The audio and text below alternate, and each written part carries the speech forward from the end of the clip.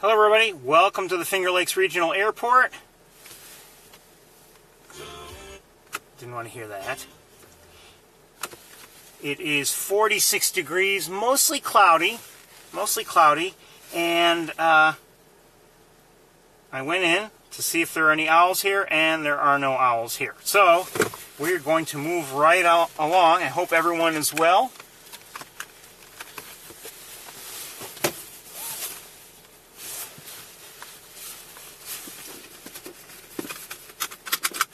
Obviously well into the holiday season. I believe Hanukkah has just ended, if I'm not mistaken, and obviously Christmas is coming right up, and then New Year's. Like, we've had some relatively mild weather, I think, overall. I can't speak for the airport here, but there's essentially no snow on the ground. There might be some snow, where someone shoveled up into a pile, but other than that, there's nothing here, snow-wise. And we're just going to move right along into the Montezuma area.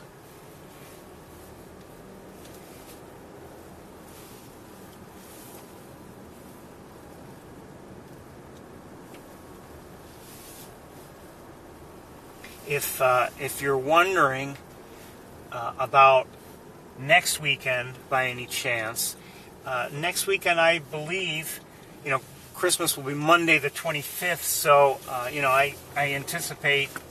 don't anticipate any changes, because of the holiday. Things I imagine will have, weather permitting, probably have the normal routine and schedule. So, if anyone's trying to make any plans or anything, those are the plans. So anyway, I really haven't seen anything here. I did go into the airport. I took a very quick look. I had taken a look as I was approaching. I pulled over and really didn't see anything.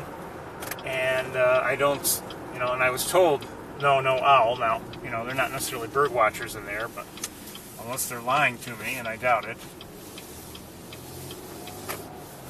But you might say, why would they lie? Well, if all the people who come to see owls annoy them, I could see them maybe at least being tempted to say, nope, no owls, even if there are 15 of them here,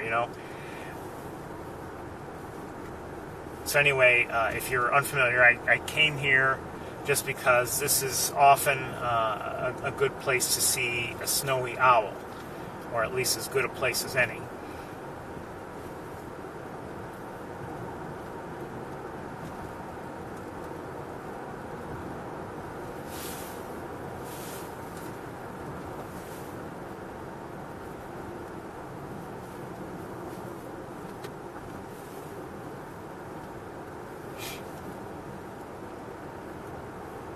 So as I said, 46 degrees, mostly cloudy, although I do see some areas of blue in the sky, so I don't know.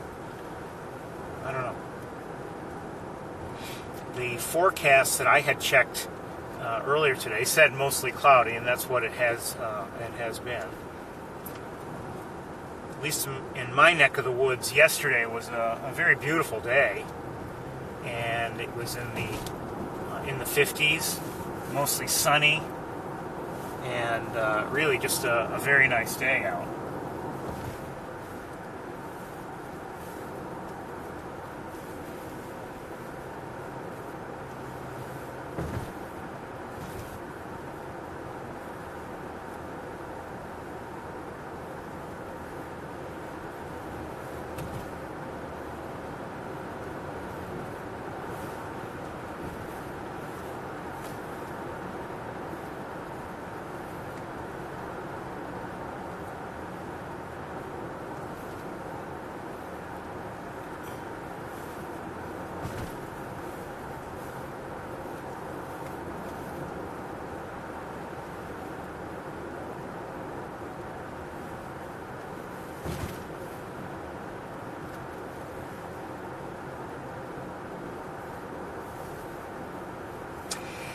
species like the sandhill cranes, at least, from my experience, one second, what do I see here? I see two eagles, two bald eagles, one second.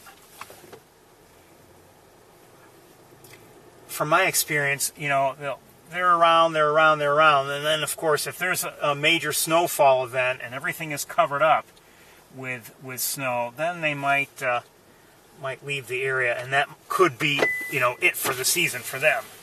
So I'll give you a quick look with this camera, if I can get it out from all these wires.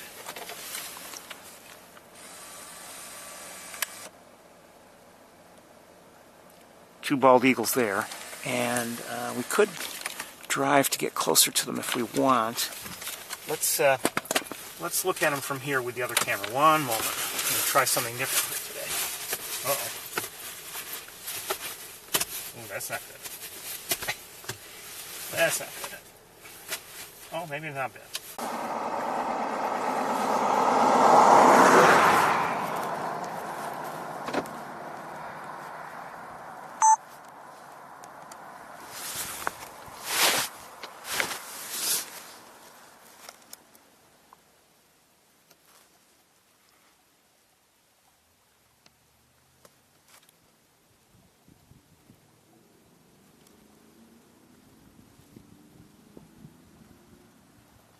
Both adults. You can see that one has a white head as well.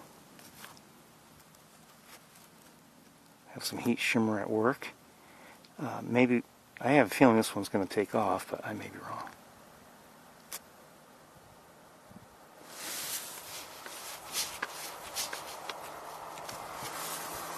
Wait till this car passes us.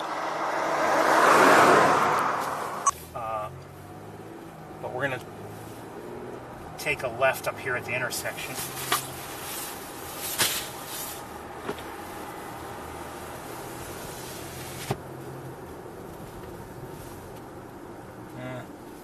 We'll see how things look. I'm just concerned about trees being, well, we'll see.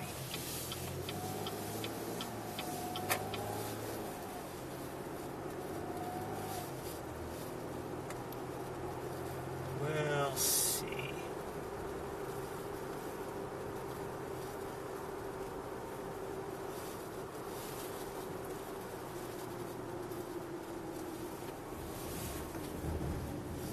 We'll try from here, I guess.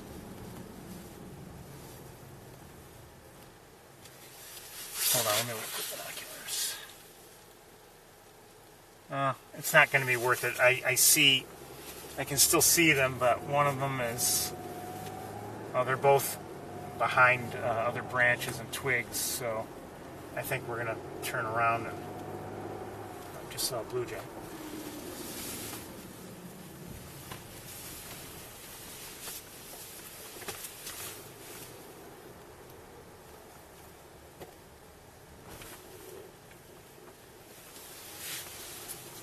Let me just take a moment to get one thing.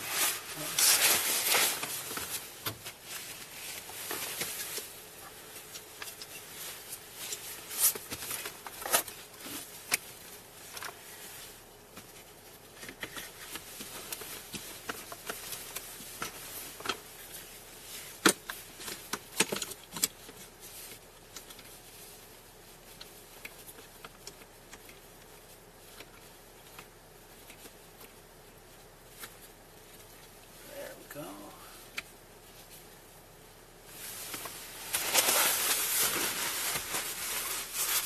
All right.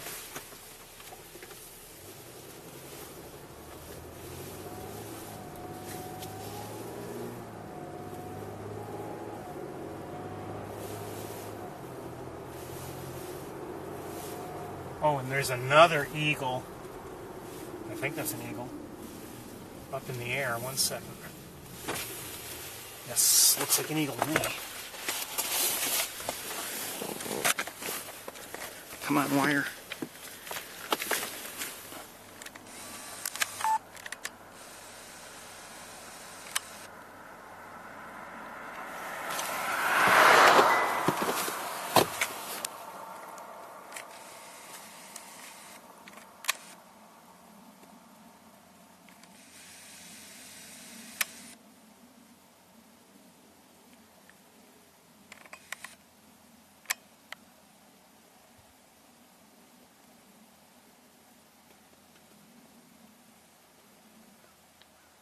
hear a crow.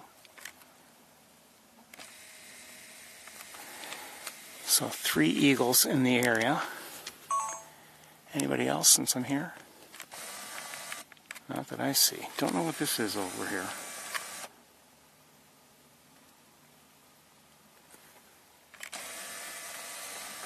Oh, looks like for solar.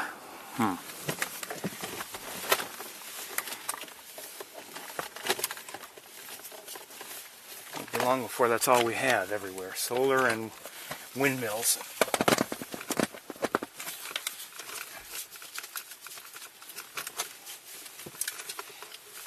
How'd this go? Okay, there we go.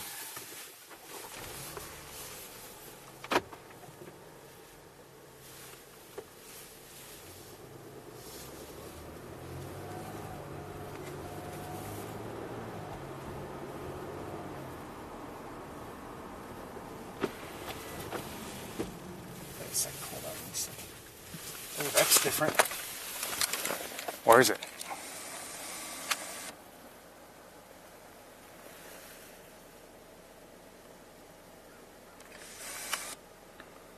I think someone's just missing some feathers.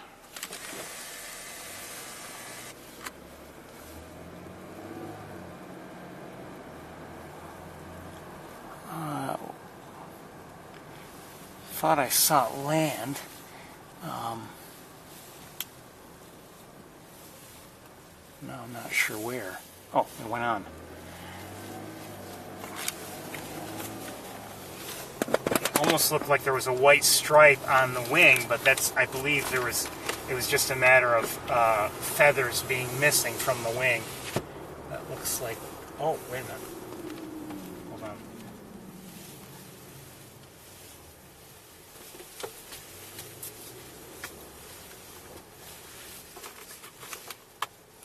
Oh, never mind. Thought I saw something else in that tree. Just looked like something else was there, but then I moved the car around. That it looked like there were 3 crows. But somehow one of the crows looked like it was just its positioning didn't seem right to be a crow. But anyway.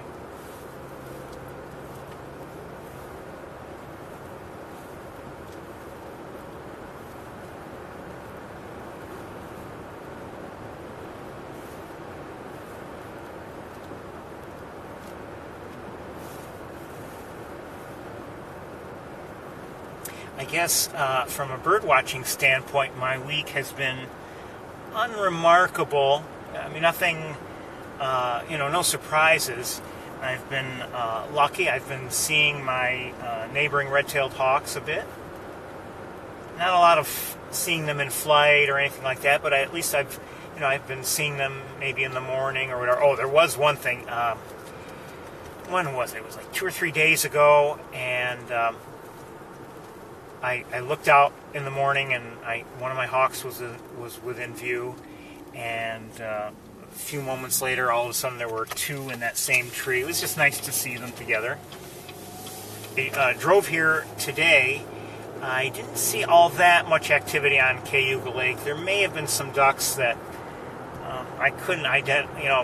While driving, I had a hard time identifying them. I kind of regret not stopping and taking a closer look. But I wouldn't say there seemed to be a lot of activity. I couldn't tell with certainty if there were any snow geese on the lake. I did mention, last week. Hold on one second.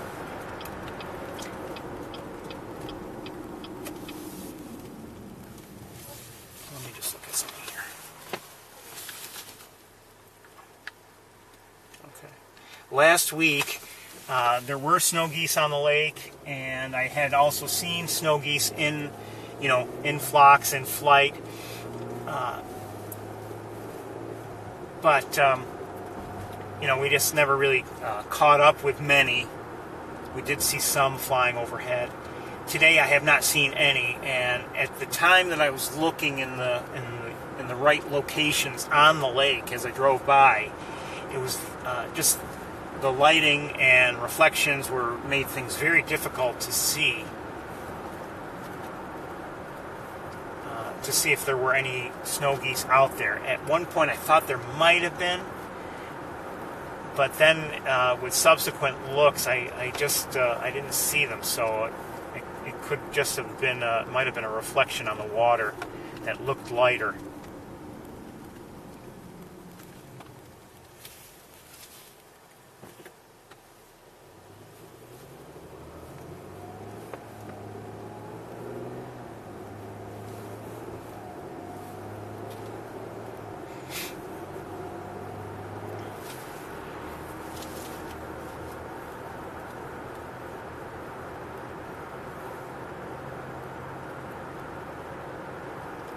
I suspect that the people at the airport, people who operate it, who are assigned to actually managing it, I sometimes definitely suspect they don't like it when all the people come to see the owls or hope to look for owls, especially because some of those people will occasionally walk into areas where they should not be, and things like that.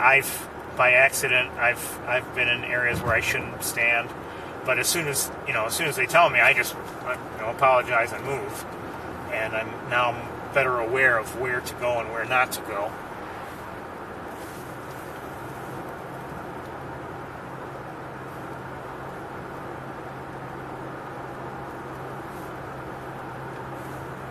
There are, and I've seen it, some people do get too close to the owls because, they want a good photo, and I can't blame them for wanting a good photo. I want a good photo, I want good video, but, I'm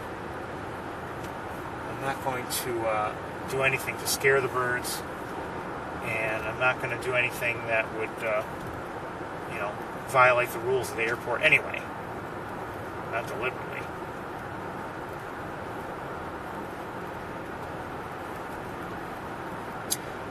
To our right on one of the poles, I see some kind of bird at the top, and I'm not sure. I think it's a little small. I think it might be a crow.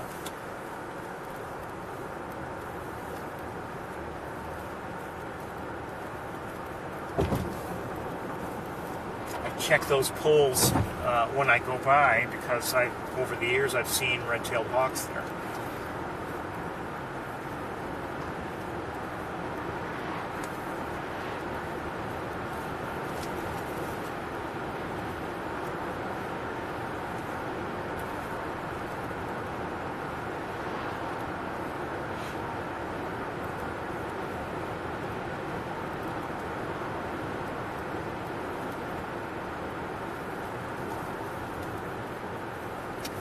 Saw a red-tailed hawk over to my left.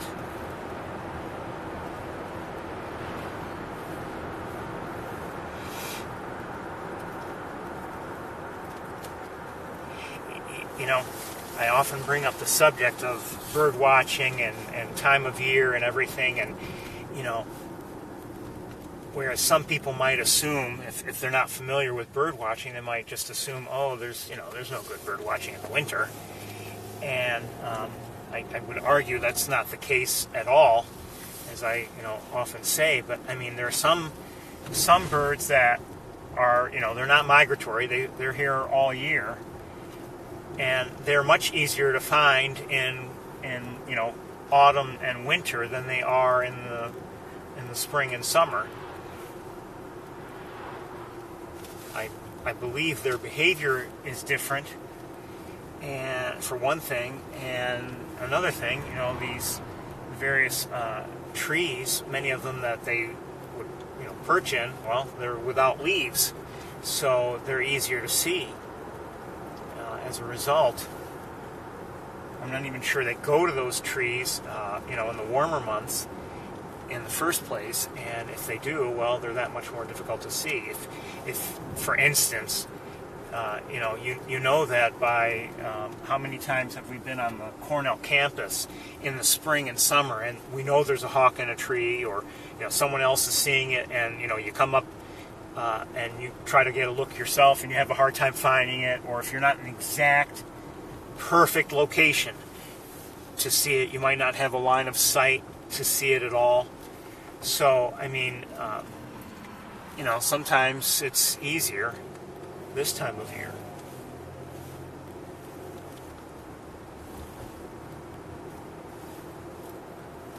Of course, many species are not here for the colder months. That's understandable. Anyway, as I drive by here, I'm not seeing any raptors at all.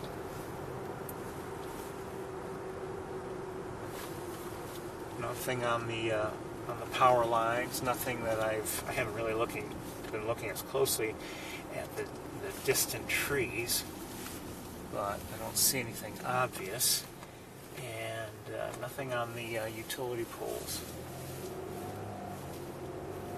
Oh, here's a hawk. Red tail. Oh, just took off. Hey, thanks a lot. It was to our left.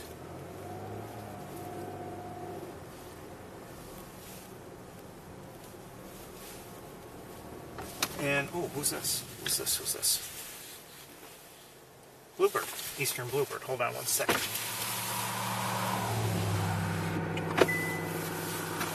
Let's see if we can give you a view.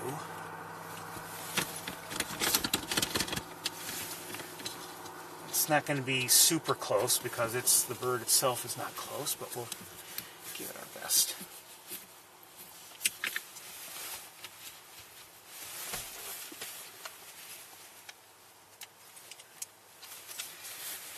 Not a surprise to see bluebirds. I believe I've seen them here before. We're on Route 89, by the way.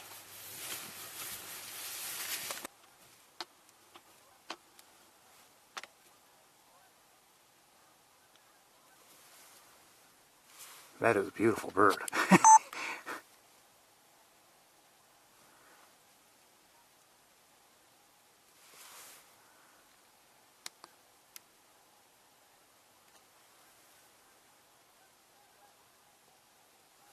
A little bit of heat shimmer at work, but that's a beautiful bird.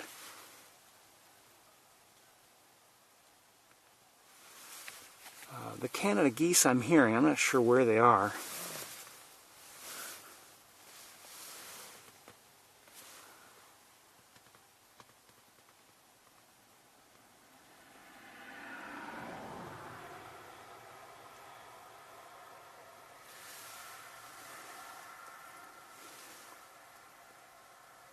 And I'm looking around, I don't see, oh, I'm not seeing anybody else, bird-wise. And, oh, it went over here.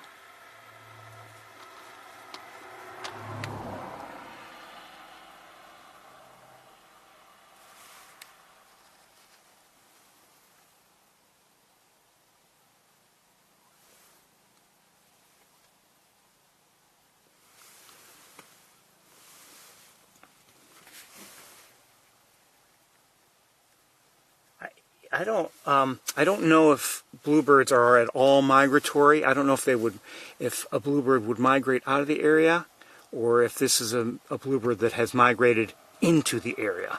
But I've seen them in the colder months, here, at home, elsewhere. So, you know, to see one in wintertime, I don't believe is really out of the ordinary.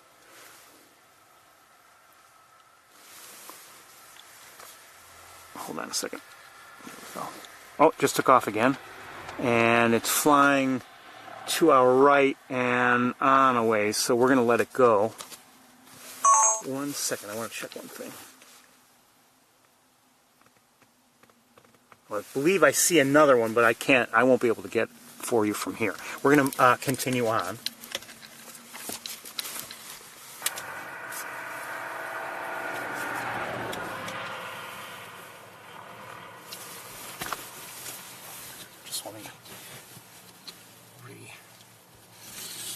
Replace some things or remove some things. Okay.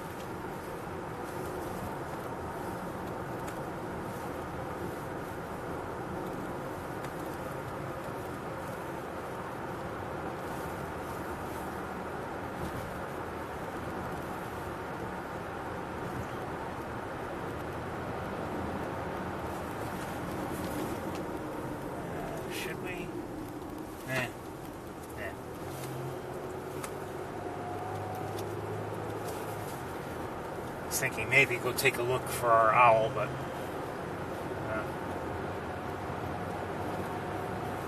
the owl we've never seen. Never.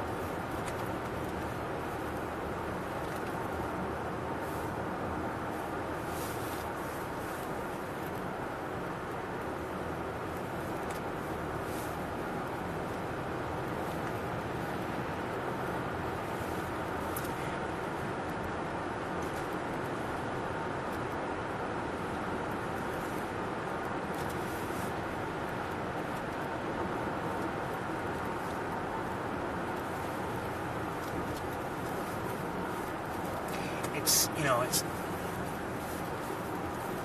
for me, this is, you know, enjoyable. We're just driving through an area and, you know, there's potential here. Maybe I'll see something somewhere.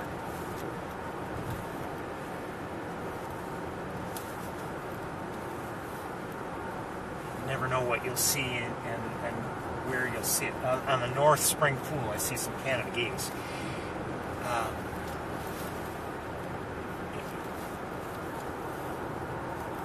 There's always the potential for some, you know, great sighting of some sort.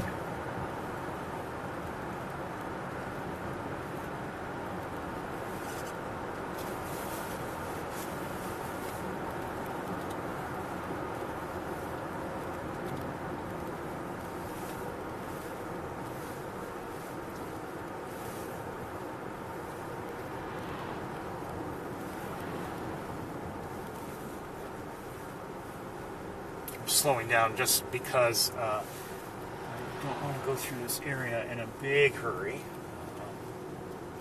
Keeping my eyes open.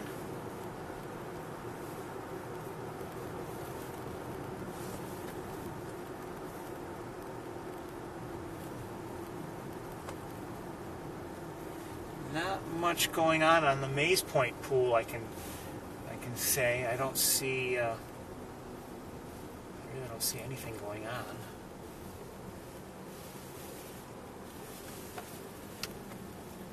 Just take a quick look with binoculars while I wait for a vehicle to pass me anyway. Might be some pigeons there. I think I see some in a tree, but that's just about it.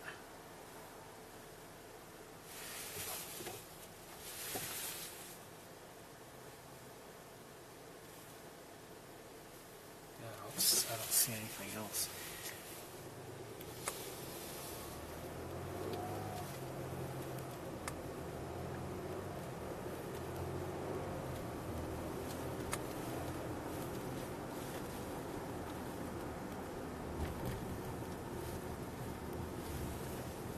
Sorry, I probably should have shown you just so you can see what things look like, but I didn't see much.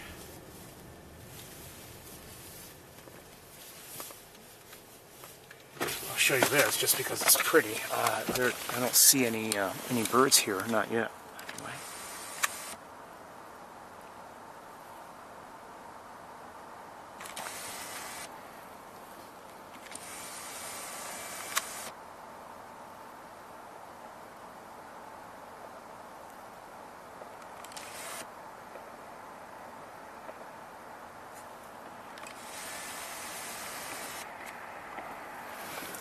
Let's go to the next opening.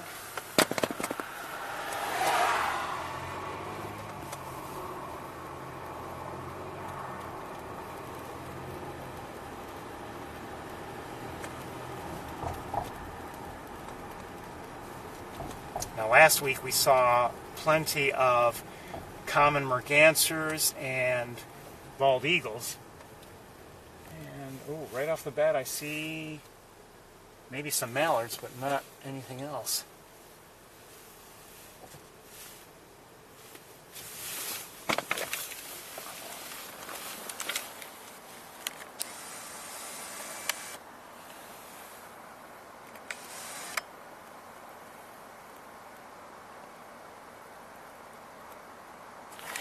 And they, oh, hold on.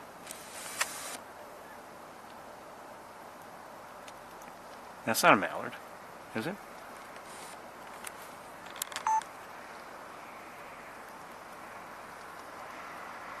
Maybe it is. Yes, it is. Oh, now we've got... You can get by.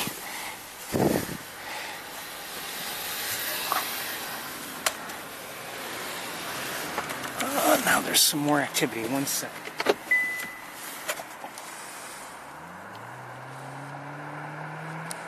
These are hooded mergansers. And more mallards.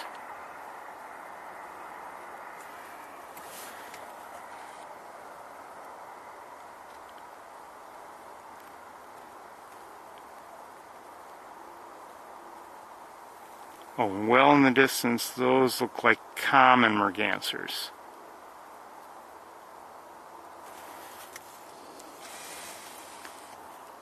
And let's take a quick look around here in the trees. I don't see anything with the naked eye. I don't see anything obvious.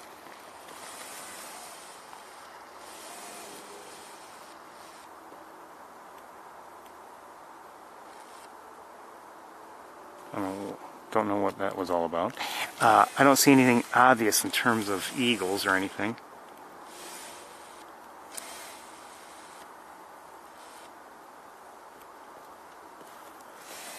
Okay, let's quickly switch cameras and take a look around. Oh, wait a second. I see a gull. Not sure what kind. And is there anything else on this side? No, not really.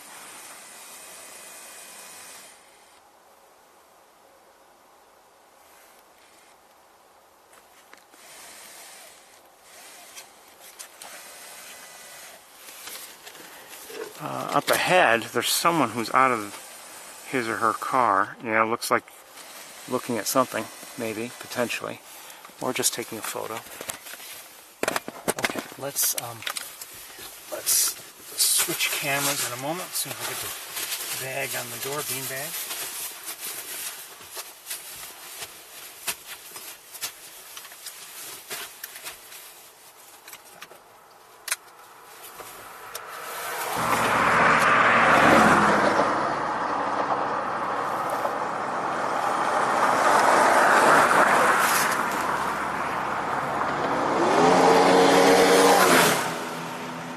That was deliberate. That person's crazy. He just passed another vehicle. He must be in a hurry for some reason, but that's crazy. Anyway.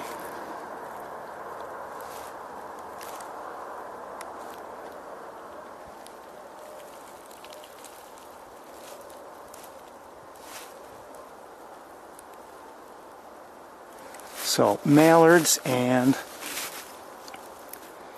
we've seen hooded mergansers and common mergansers. These are hooded mergansers.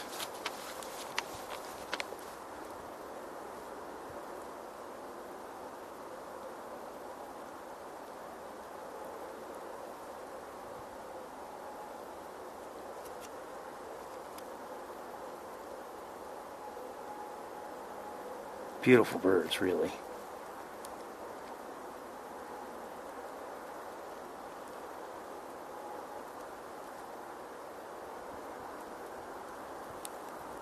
And let's take a look and see if we can find the commons, which were well out there and still are. I've got a guide rail partially in the way, but you can see them well out there.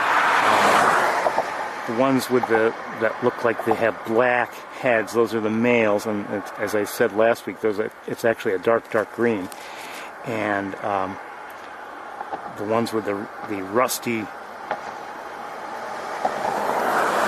like that one way back there, that's a female. You can see she's got like an orange head. Okay, we're going to move on. 1 second, I want to see what else this is here.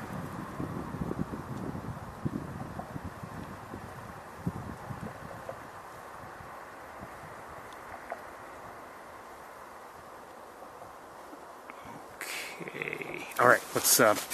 let's move on. Just to the next open.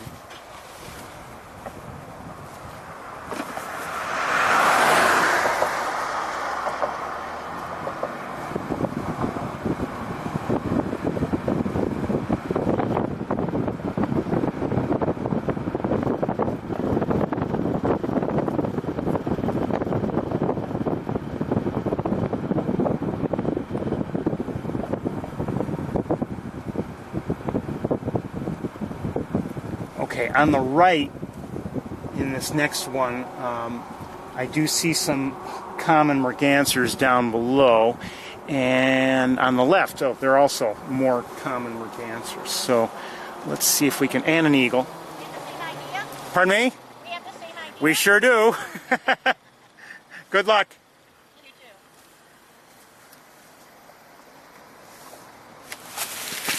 Hold on, go.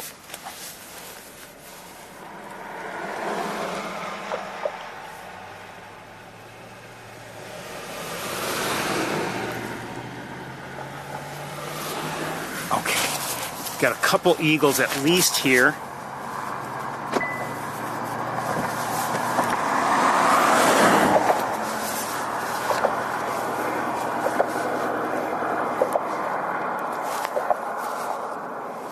Let's see if I can get this situated.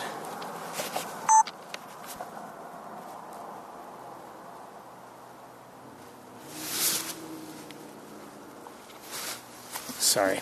Trying to get this so I can focus. Where'd it go?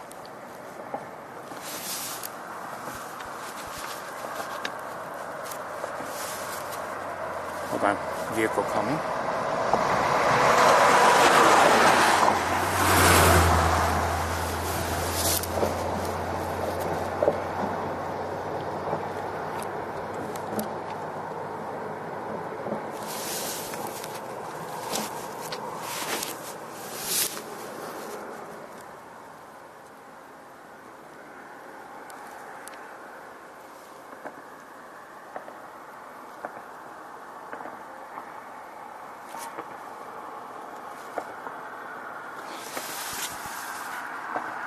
So that's one eagle, and oh, the other one that I had seen, I no longer see.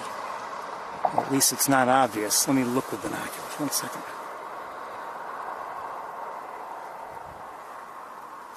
Oh, 2 eagles in the air. Hold on.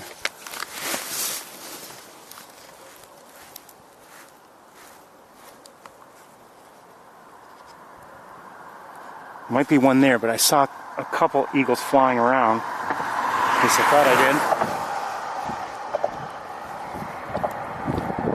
did. Some gulls, of course. And mergansers are down there. I lost sight of anybody who, eagle-wise, who might have been flying around, but I thought I saw 2 in the air.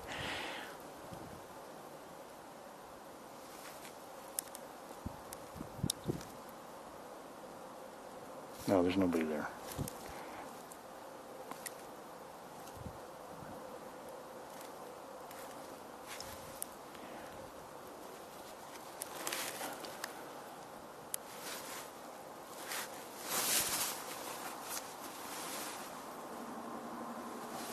One second. Oh, there is one in the air now. Shoot, am I looking in the wrong spot? Maybe.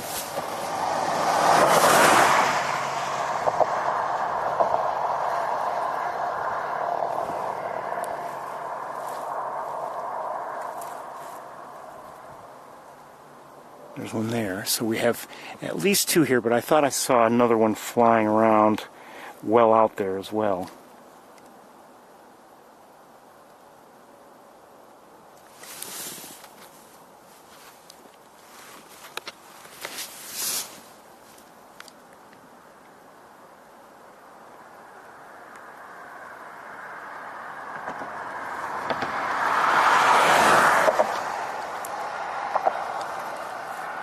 We're going to move on, I think, very shortly. All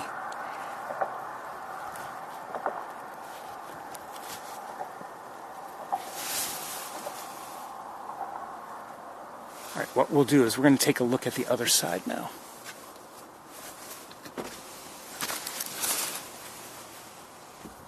Give me a second.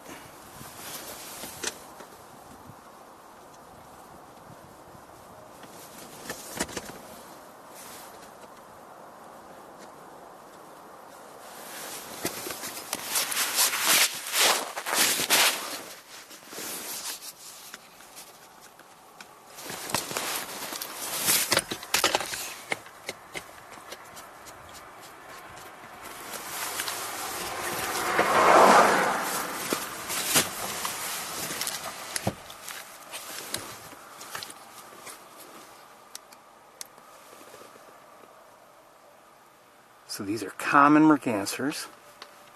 This is a female right here. And let me see if there are any that are in better view.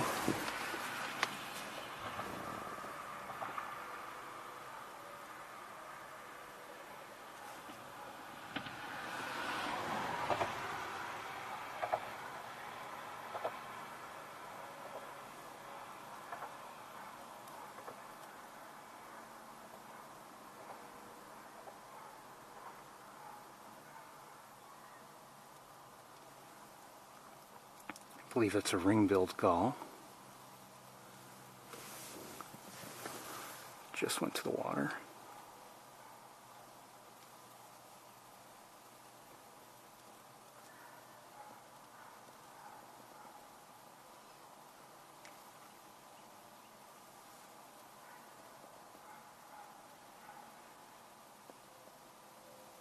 Okay, I'm going to let it go.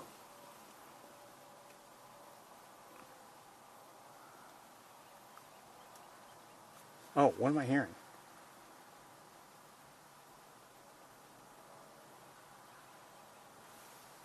What is that?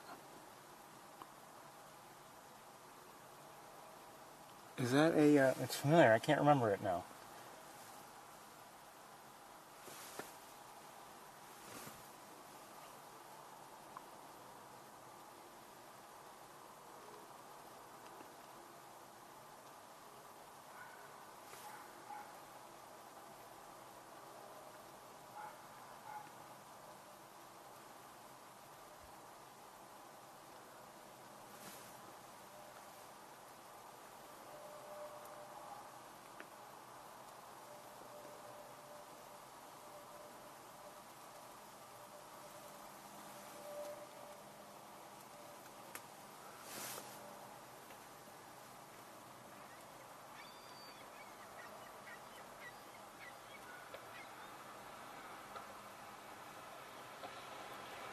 You may remember we saw common mergansers at this end of things last week also, and they were catching quite a few fish.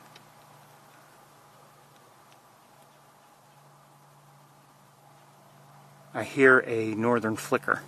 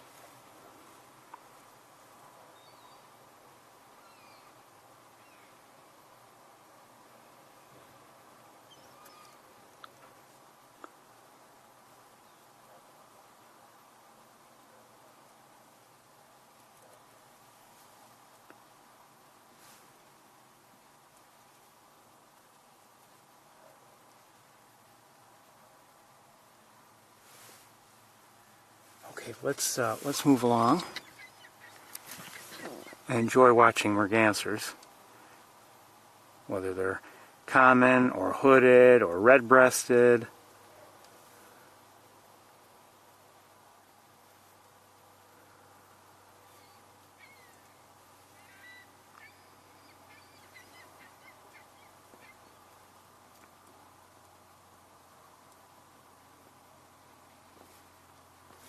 Okay.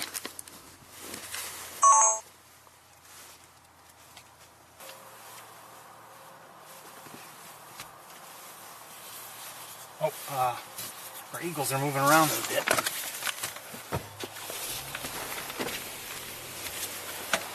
Oh, great blue heron.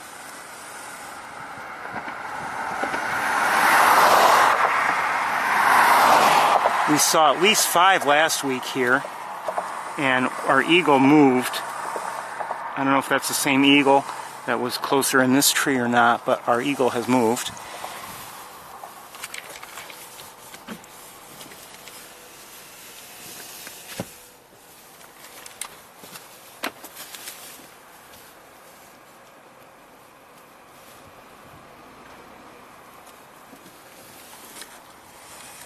Oh, just saw an eagle really go to the water. That one.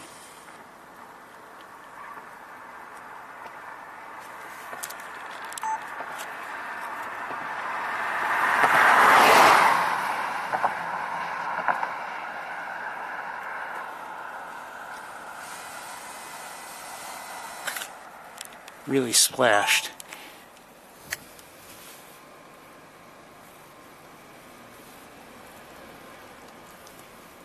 Let's just take one more look down there.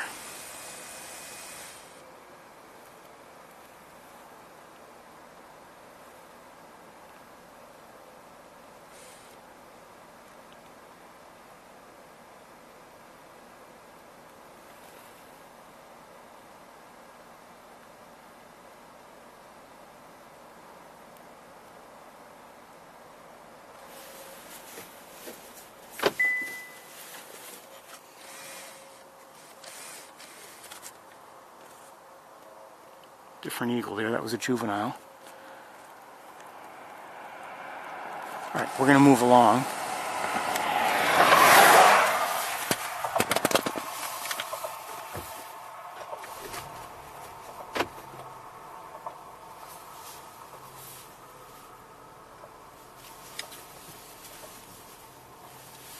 Wait a minute. Okay.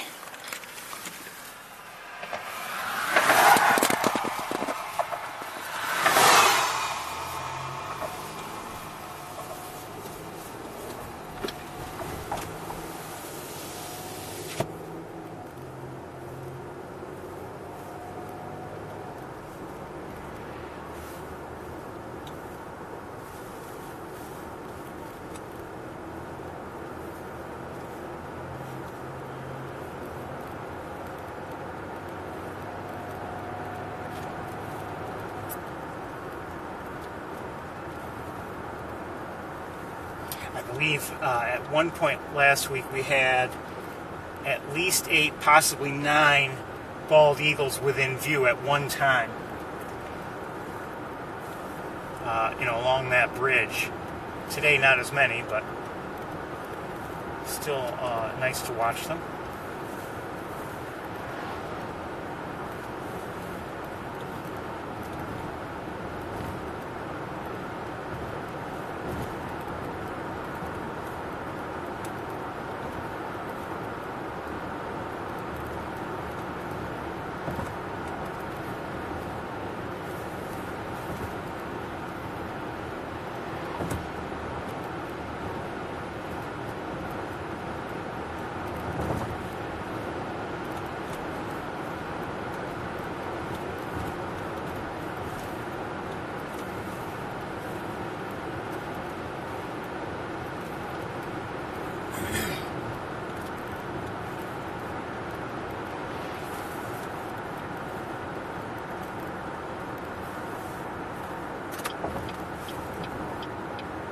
As I've said before, you might wonder why are we up here? We've seen these species before. Sure, that's true.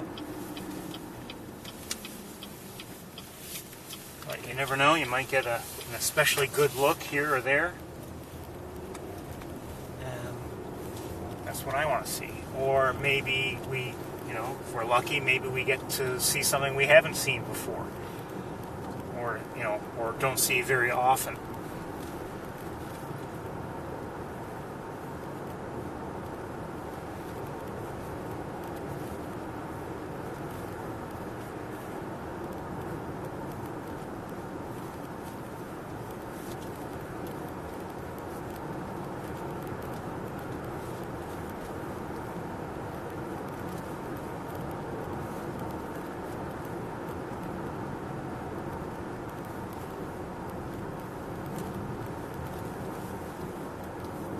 So far, I'm not seeing anything on this stretch of road.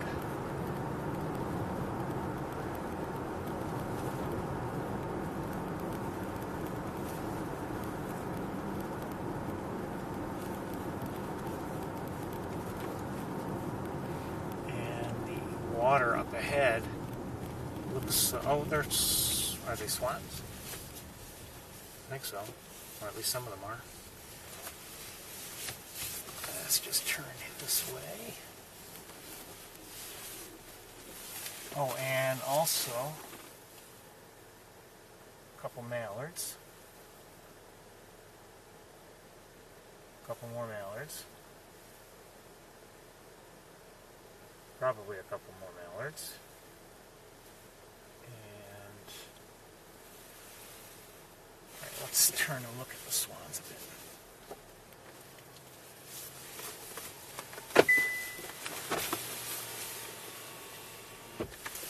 Quick look with this.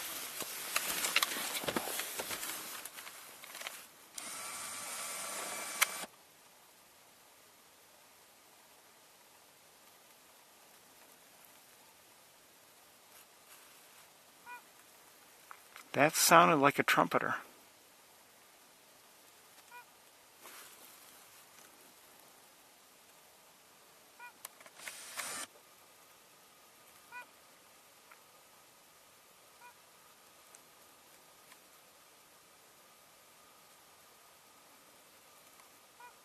Oh, I want to see who's trumpeting. Can't find it. All right, we're going to switch cameras though.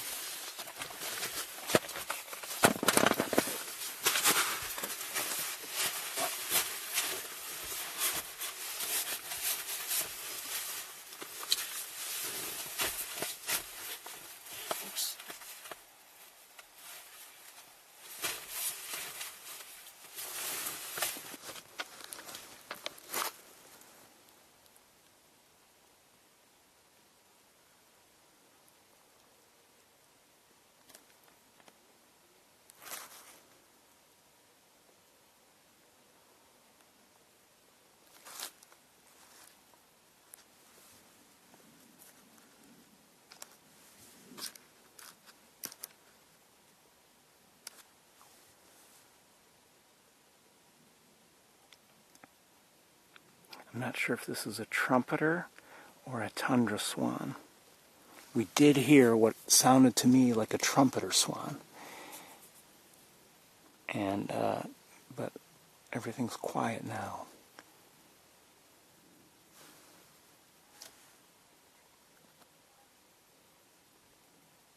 I hear a Canada goose or two.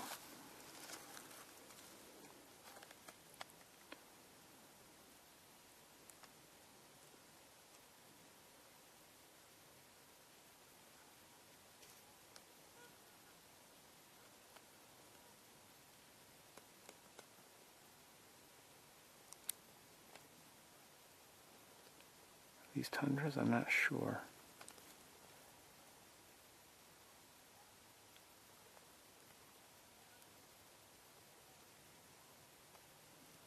I don't see any yellow spot. I have a hard time. One of these days, I should see if I can find a good comparison between the bill of a trumpeter and the bill of a tundra. I think there are some differences as the arc that you see between the eyes at the top of the bill. I believe there's a difference in shape there, but I don't know what is what, to be honest with you.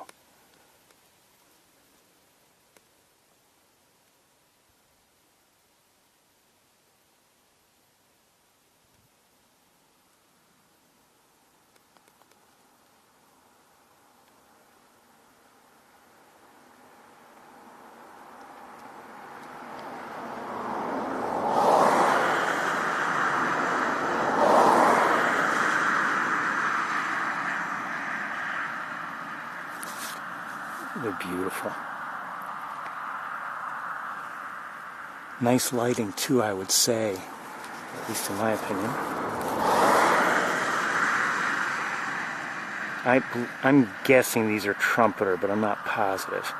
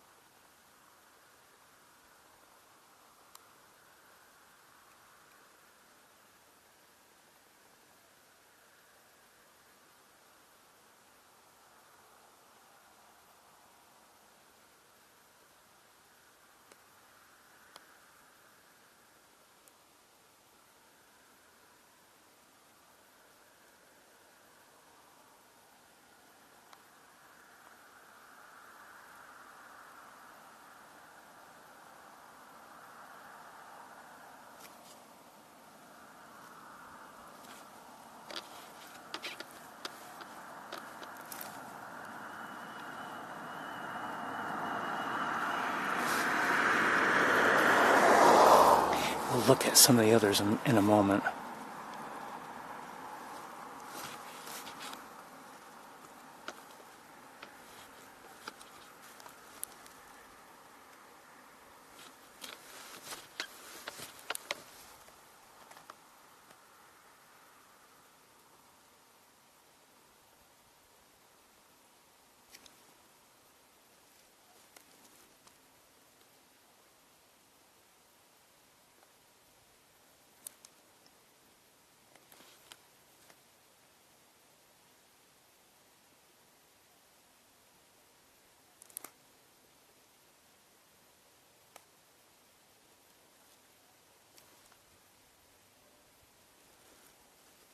I haven't seen any Canada geese, but I hear them. They could be on the other side of the road and maybe out of my view. That's very possible and maybe even likely. But right now I can't see them.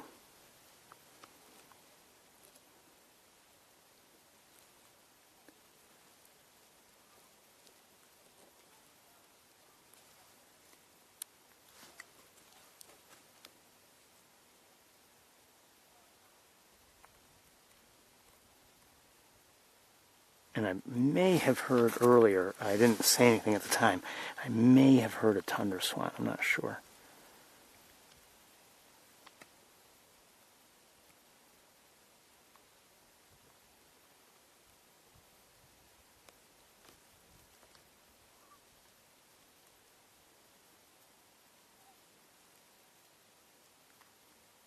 There's some mallards there too.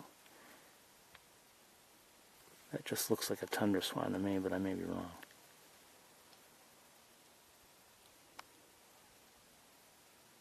We've got heat shimmer at work too.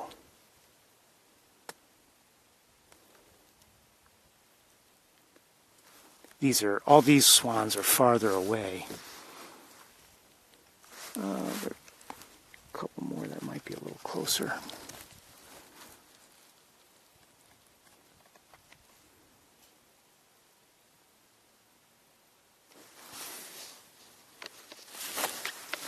We'll go back to the two closest ones for just a moment.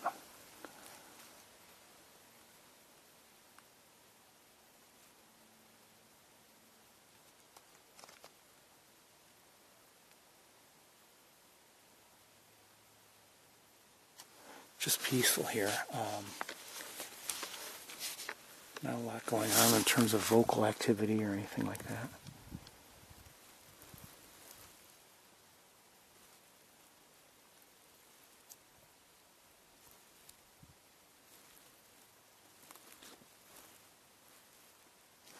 Okay, we're going to move on. Could stay here a while, but I'm concerned about time.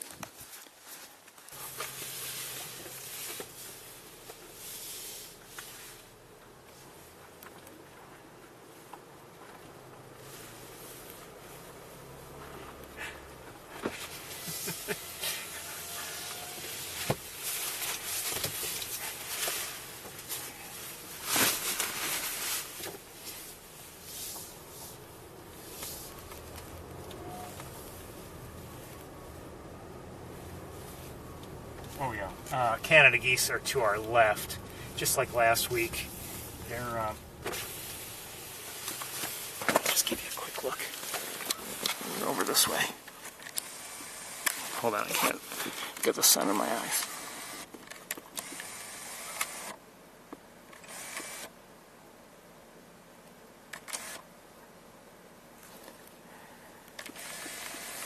You could probably see there better than I could because I have the sun in my eyes. I want to look at the binoculars once.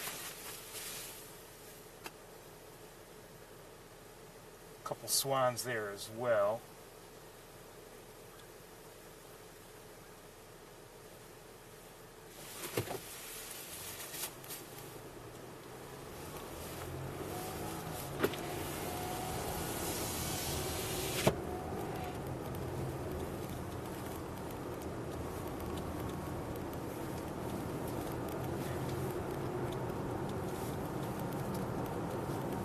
I've over the years, and I really learned this at Sapsucker Woods. Obviously you have to be careful when you're looking through either binoculars or scope or any magnification. You don't want to look at the sun. You'll damage your eyes. But I figured out years ago, and again, you have to be careful. I can't stress enough the need for caution. But some smaller birds. I don't know what they were. Sometimes that sapsucker will be there, and will be there late in the day. The sun is shining on my eyes, or right in my eyes, and I'll look out on the pond with binoculars, not into the sun, but away from the sun, and just the sheer fact that the binoculars are to my eyes will help to block the sun, which is maybe slightly overhead. I'm not looking at it. But sometimes, doing that, you can shield your eyes a bit. What are these? Oh, are they titmice?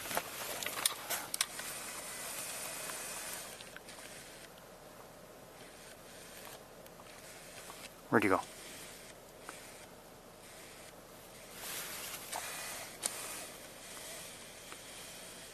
And that looks like an American goldfinch, if I'm not mistaken, but I thought I saw a couple tufted titmice.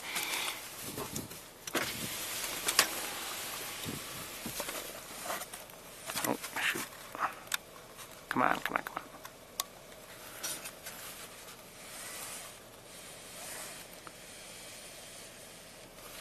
It just dropped down.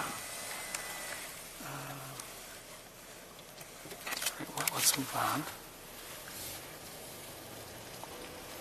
Oh, hold on.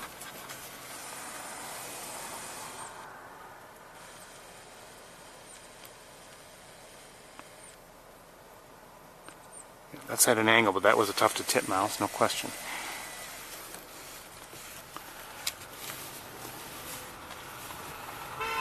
Yeah. Can't you see I'm birding?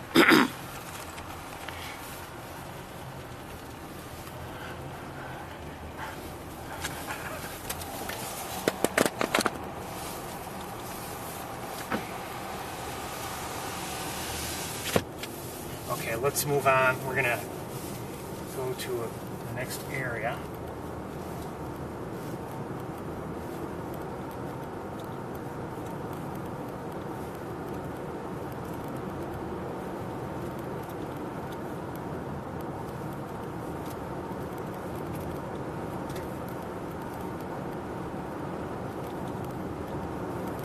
I would say no surprises down here. To see swans and geese and mallards, no surprise. As we learned, a number of weeks ago, that the fields are deliberately flooded. That was news to me. I was surprised. I thought they just maybe were naturally flooded, and it was just the way it was. But it's nice of the farmer who owns the land to do that.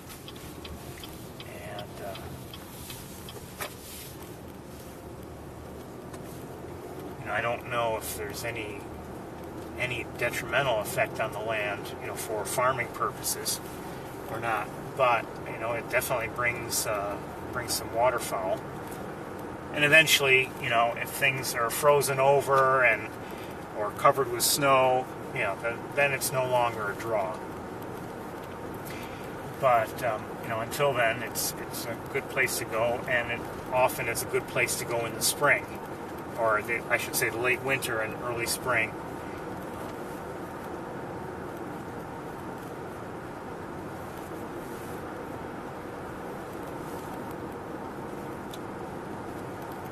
Actually, maybe if the forecast was partly cloudy, not partly sunny. I take partly cloudy to mean like, okay, it's sunny but with some clouds. And same thing with partly sunny, meaning it's mostly cloudy but with some sun, a little bit of sun. And maybe today, if it's partly cloudy, maybe it means that there's a fair amount of sun, and we're getting a fair amount of sun. It's a beautiful day, really, overall. In fact, I kind of prefer it to the, and not just for photography purposes, but at least at this time of day, I think I prefer this to just clear, 100% clear sunshine. The light is nicer. Later in the day might be a different story, and maybe I would want it as clear as possible.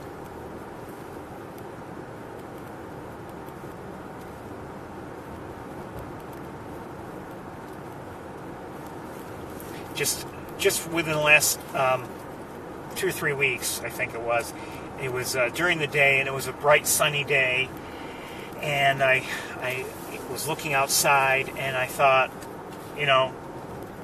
from a photography standpoint and everything, it just, quite honestly, it almost looked like middle of summer. The leaves were different, of course. I don't remember if there were leaves still on the trees or not, but it was, in terms of the way the sun looked, it looked like it was punishing and harsh. And personally, that's not what I like to see for photography. But I think if you were to ask, many photographers, they would tell you that they like the, either early morning or late day sunshine.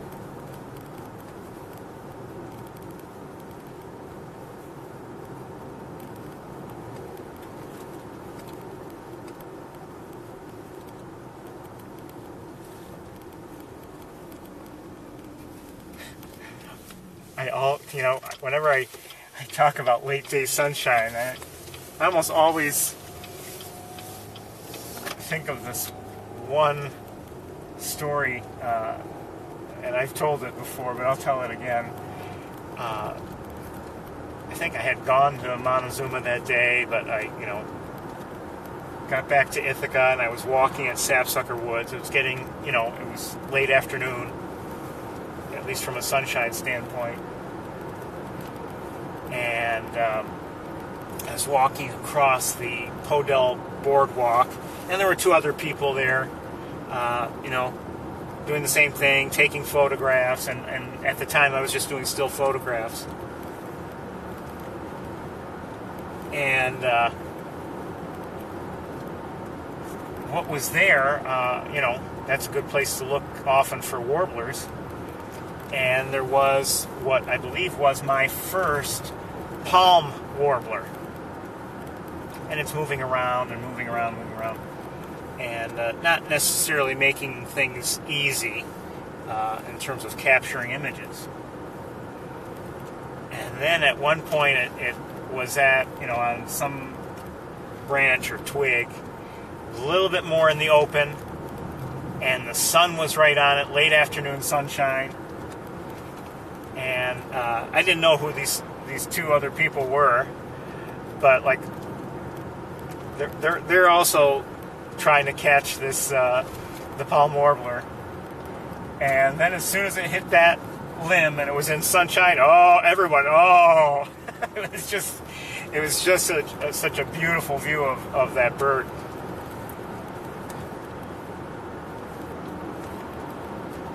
And it just shows what late afternoon sunshine can do. And we've seen that even on the campus when we're looking at our hawks, and maybe we've been lucky over the years. We get maybe a nice look at one of the juveniles or sometimes more than one or one of the adults in full late afternoon sunshine, and it's just a beautiful view. The quality of the light, it's not just that they're nicely lit, but I mean the quality of the light is good. It's not simply bright. It's a little bit golden in its coloration.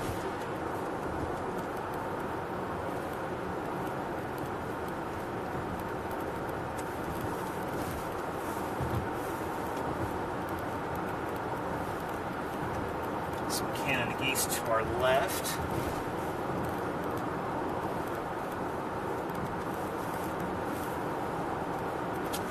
I better let this vehicle ahead of me, or behind me, pull ahead, I should say. There you go.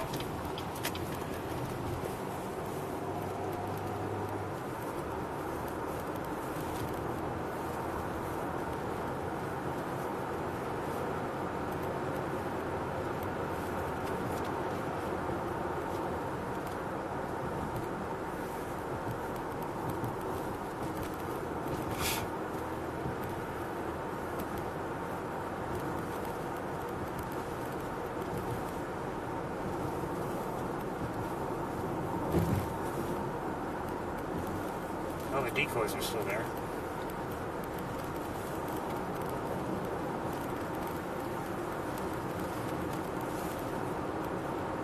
They might have moved a bit.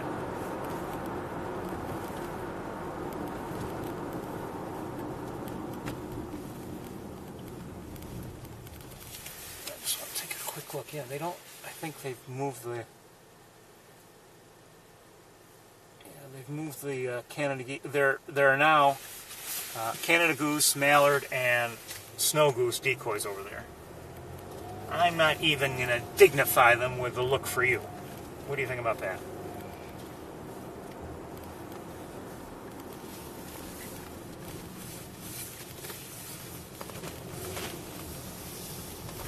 I just want to look around here. There's a vehicle that needs to pass me anyway. I really see, those Canada geese. Let's take a quick look through the windshield here. In the distance, I'm thinking they're Canada geese. Yes.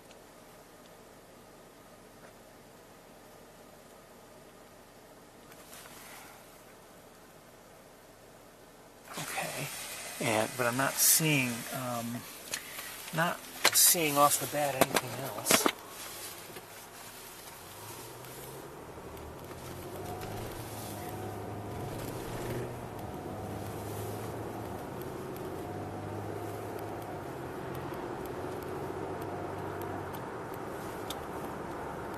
Looks like many of the Canada geese are in the air, so maybe they're, for all I know, they're heading towards the Knox Marcellus Marsh.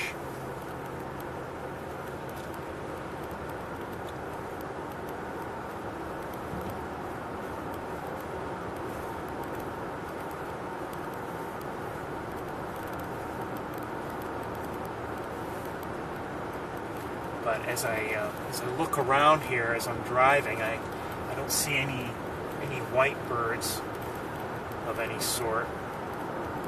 I don't see any sandhill cranes either, which would be gray, or mostly gray.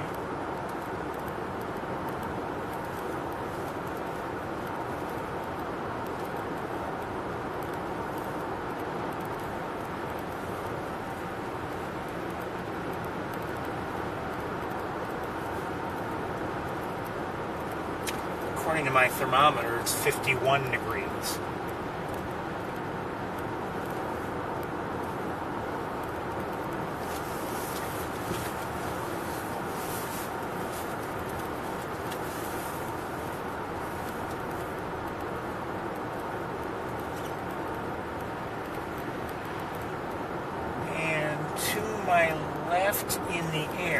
seeing?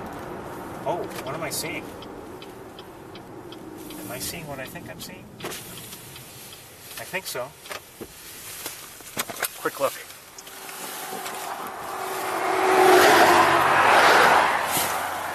Oh yeah.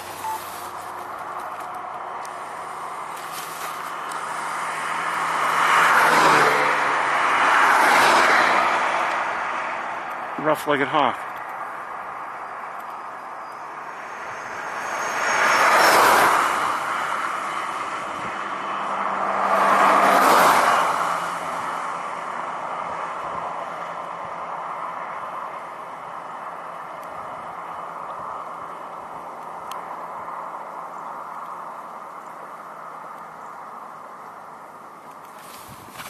Just awesome birds. Now we can't see it now.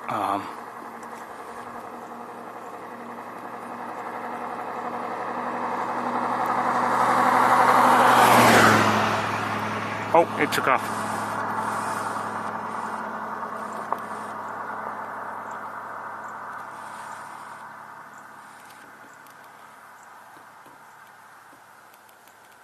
And I can't stay with it given where it is. If it comes back this way, we can.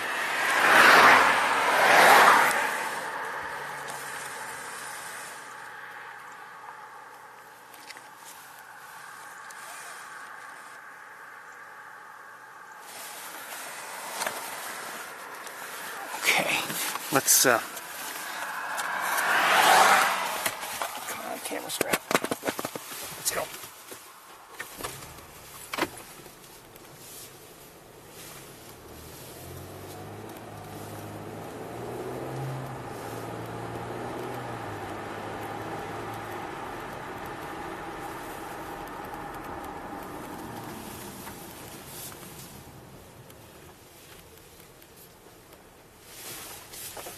Okay, I see it again. Let's see if we can use the other camera. 1 second.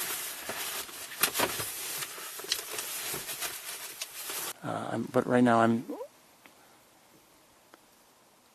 must have gone. I wonder if it went to the ground again. I don't see it now.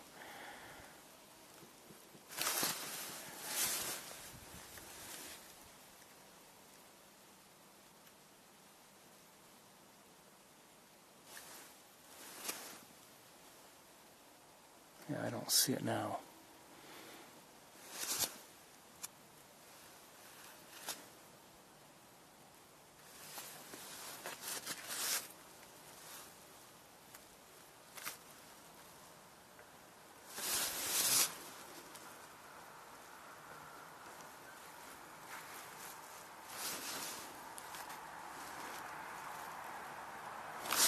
Hold on.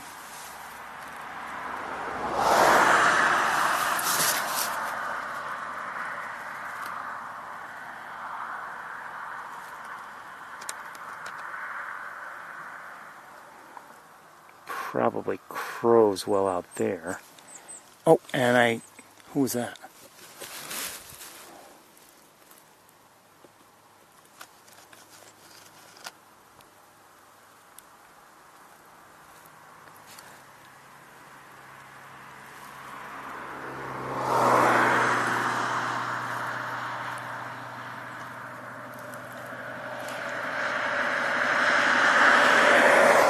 It almost, if I'm not mistaken, it almost sounded like a horned lark, but I'm not sure.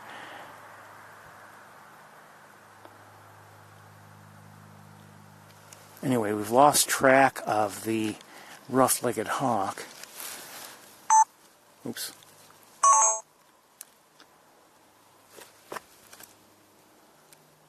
And I just want to stay here another moment or two and see if maybe it pops up again.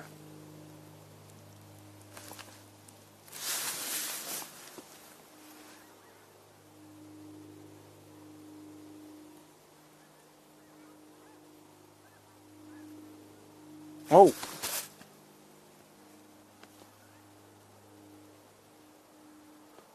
I hear geese, but are they... They sound... It sounded like a snow goose, but I'm not sure. I may be wrong about that.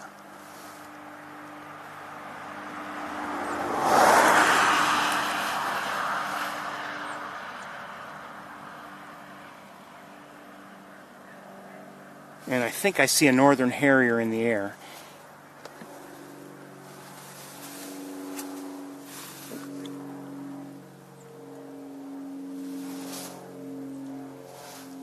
Okay, let's switch cameras.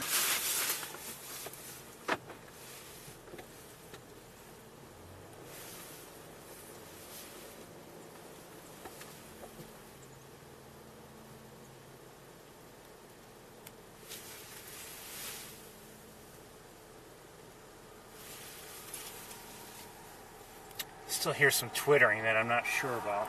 Oh, who was that? Yeah, I see. And who was that? I don't know.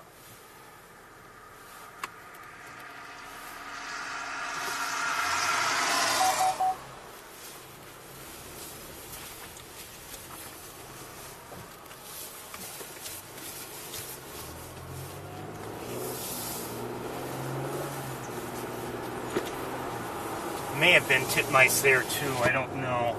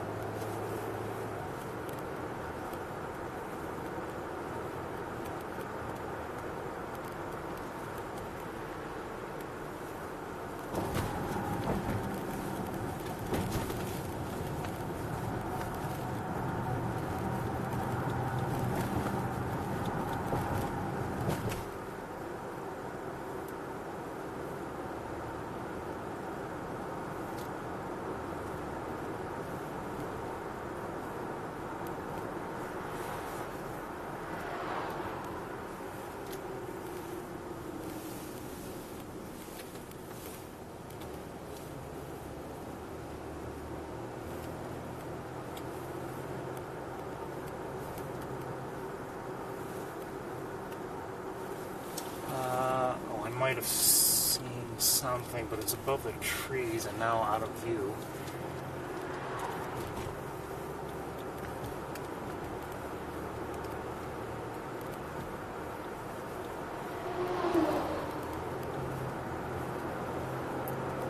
I'm glad we came this way. It was nice to see, even if only briefly, that rough-legged hawk. It would have been nice to see it, a little better, of course, but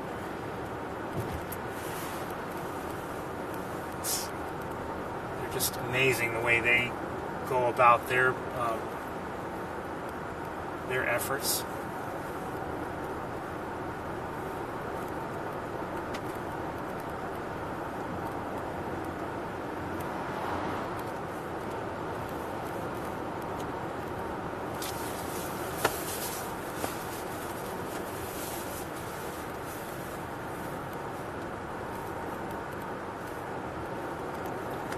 I think we're going to head to East Road.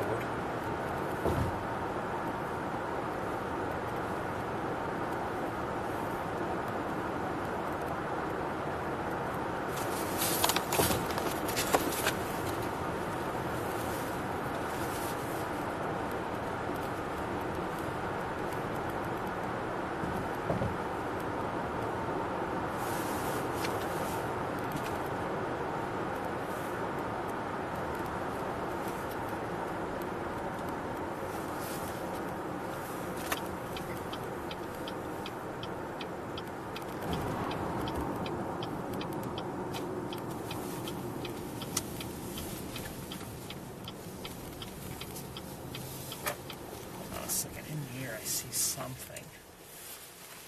Look a little small to be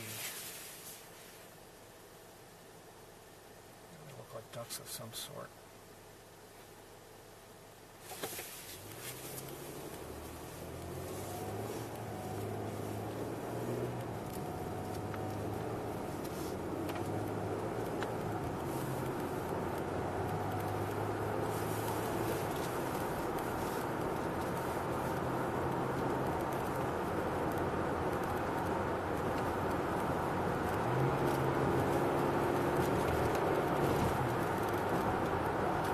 Something in the air ahead. A couple of, I think three. Like, I can't see them very well, but they seem to be of decent size. Constant flapping. They look dark, so my guess is, and more than I would say more than a guess, my educated guess, and now as I see them closely, my suspicions look correct. They're American crows. So again, it's, sometimes you're not going to see things very well, but you might get some clues that at the very least can help you eliminate things. The constant flapping, and from a distance, it's not that I knew I could really see the wings, but there's like a blinking effect, and that's because they're moving their wings, and they, relative to me, their shape changes, and that causes what appears to be a blinking. And so I know they're flying and they're flapping their wings constantly, so it's probably not a red-tailed hawk which would flap its wings and glide and flap and glide, and or something else that might have a different flight style. It's not a robin, for instance, that would, unless it's gliding in, it's going to be constantly and quickly flapping its wings.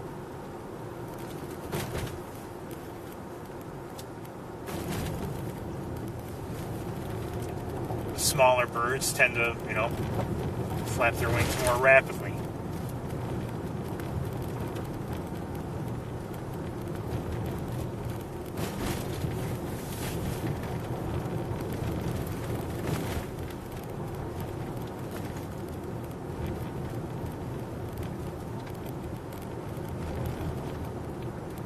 See, again, in the distance, something in the air seems to be of size, seems to be constant flapping. I think it's another crow.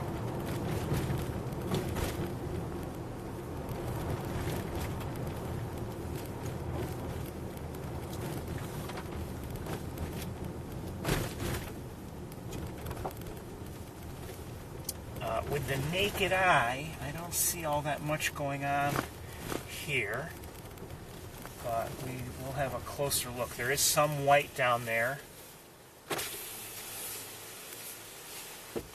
and I hear plenty of Canada geese.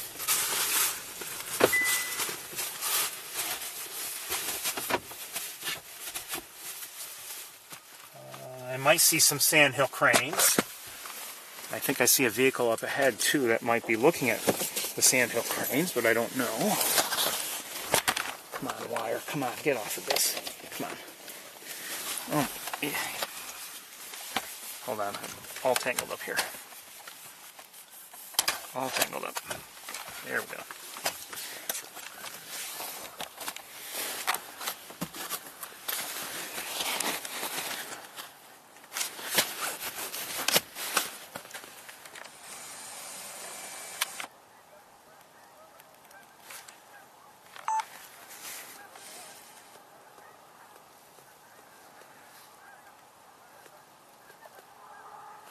So, lots of Canada geese. There's some swans down there. Oh, and I just heard a sandhill crane.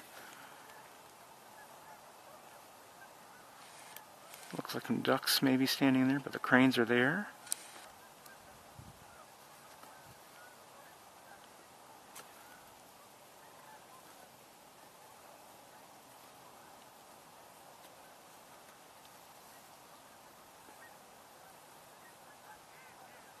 Just heard a mallard.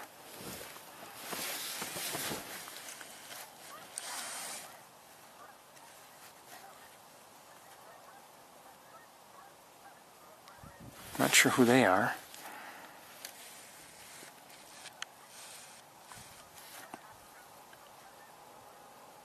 These are sandhill cranes.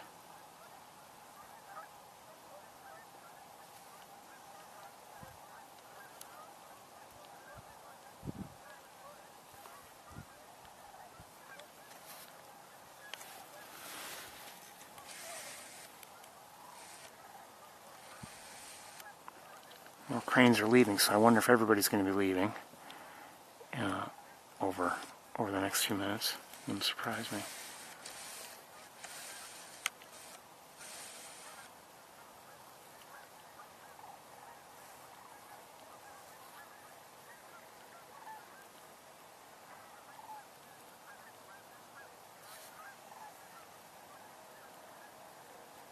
Unless they're coming in. Maybe that's what it is.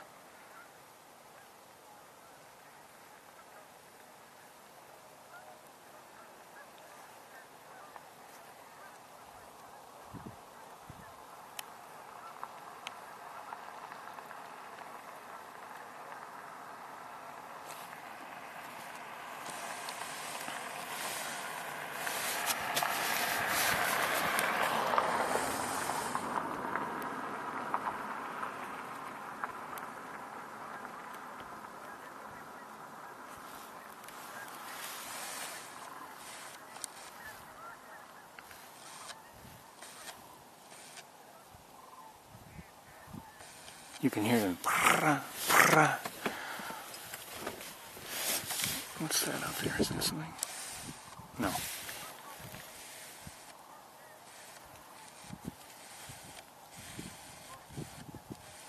Okay, I think we're gonna take a couple looks here, and then maybe we'll move on down the road and take looks from there too. Just give me a minute here.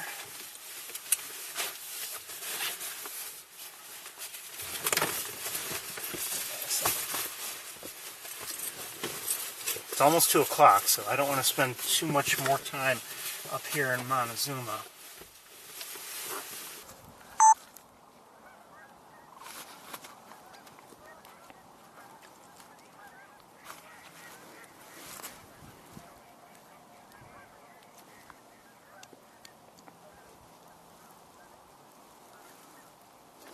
All right, let's look at the ducks that we saw over here.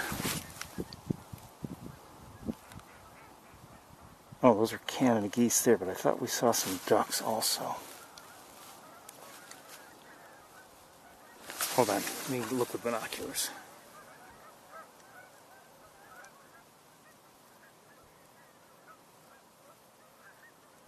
Well, I don't know where those ducks went. I don't see them.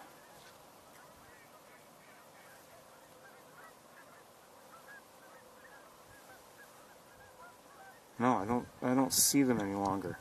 Remember, we had seen some ducks that were looked fairly dark, but I don't see them at all now. We're gonna move along right now, I think. Head down the road. Let me just leave everything in place.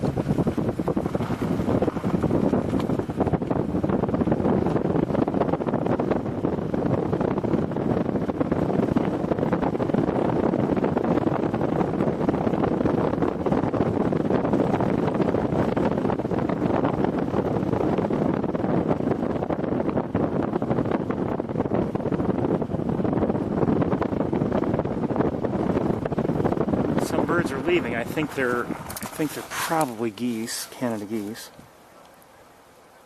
No, they're ducks, I think. Okay.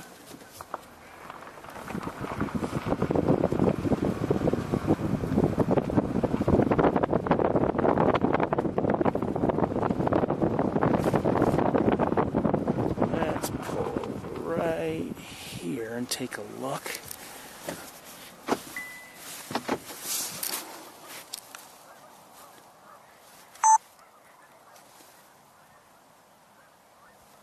So we're seeing a number of sandhill cranes here, and then it's tough to see if they extend all the way, I doubt it, to these here.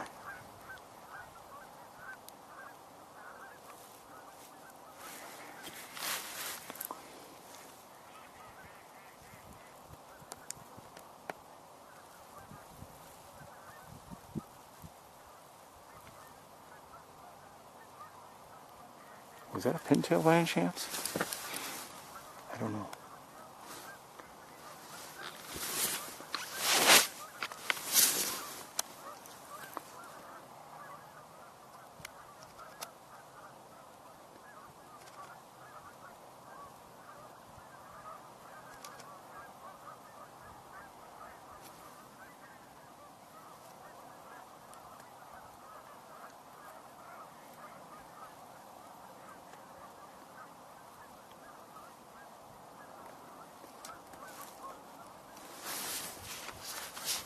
Okay, let's continue.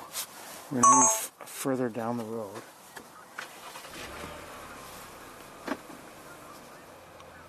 Oh, you know what? Before we do, let's at least take a better look at the swans.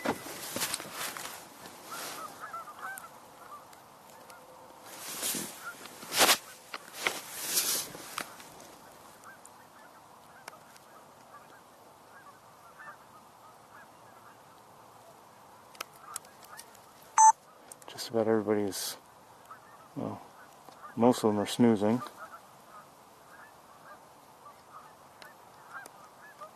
Not sure what kind they are.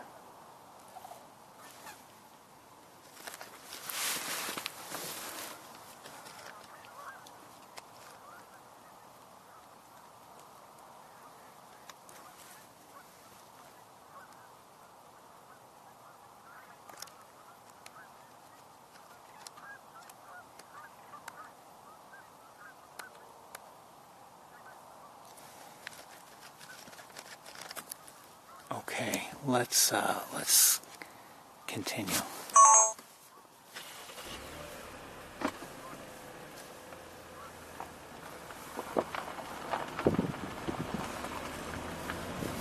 Oh, we've got cranes taking off, I think.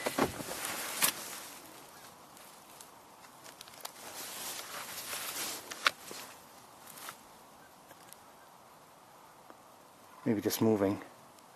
Yeah, it looks like it. Okay.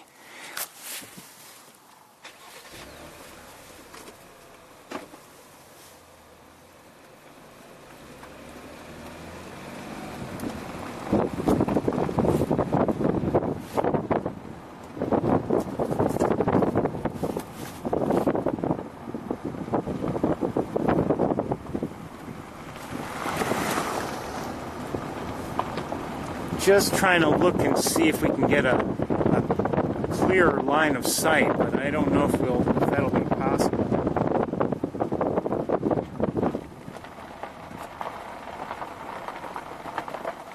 I think I just saw a couple blue jays.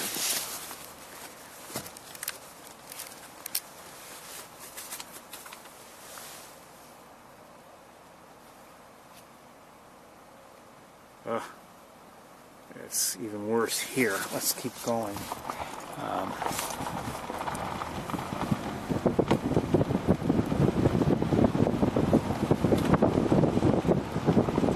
I don't know if it's going to be possible, given where they are. No, I don't believe so. Well, we're going to move on. Just get you back in the car here. It's 2 o'clock, so mindful of the time.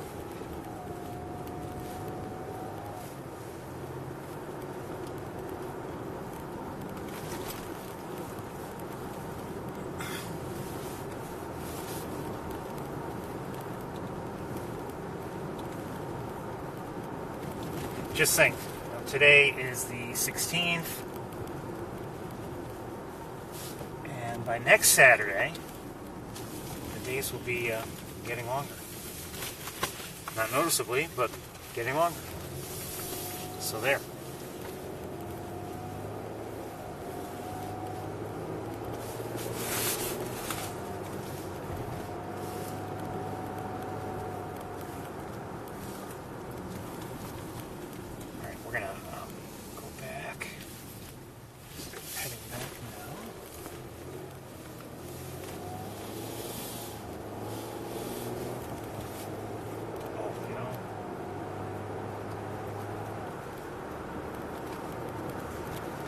might just do what we did last week.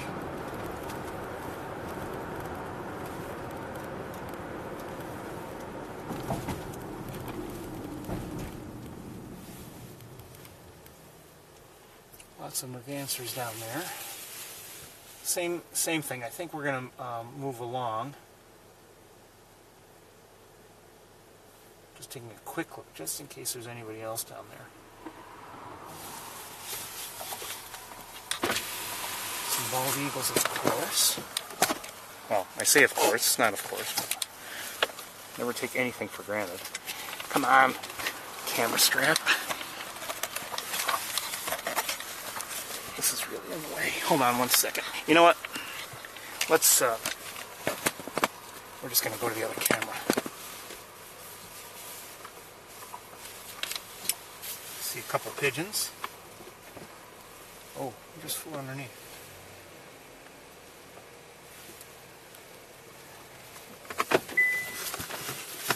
One second.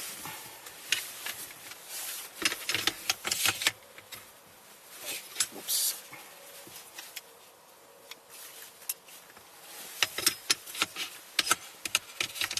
Once again, if you're looking for something professional, not here.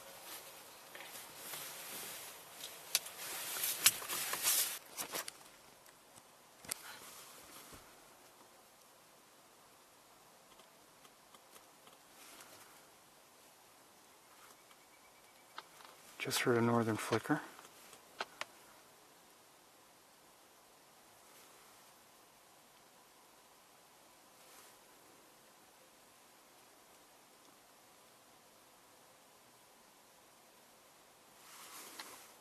Definitely have some heat shimmer at work here. This is an immature bald eagle. And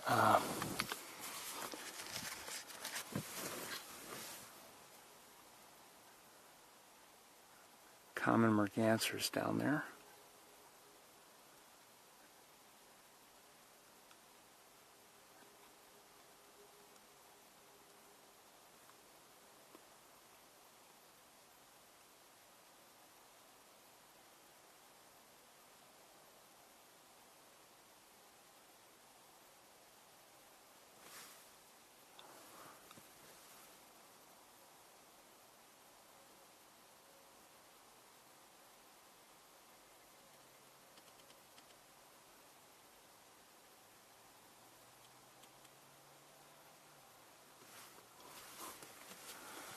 Oh.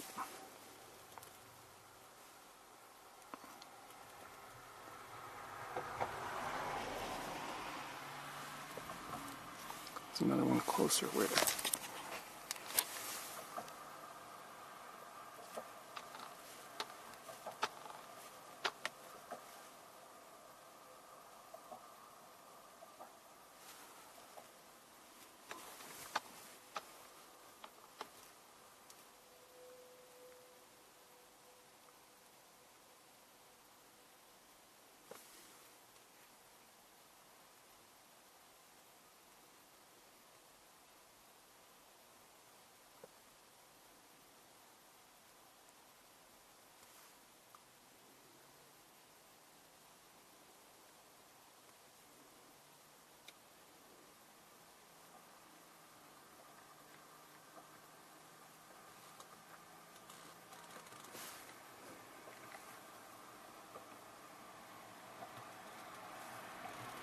Okay, we're going to move on.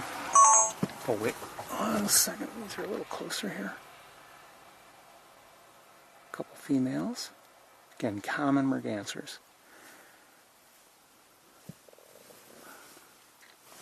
And, okay, let's get going here. Oh, lots of mergansers on the other side. One second.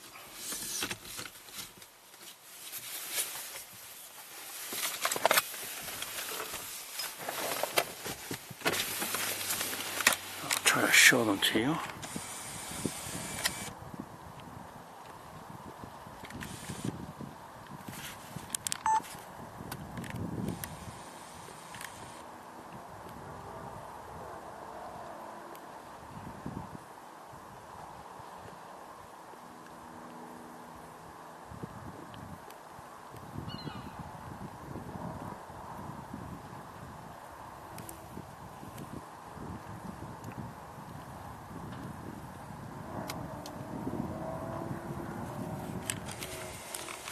let's let's get going.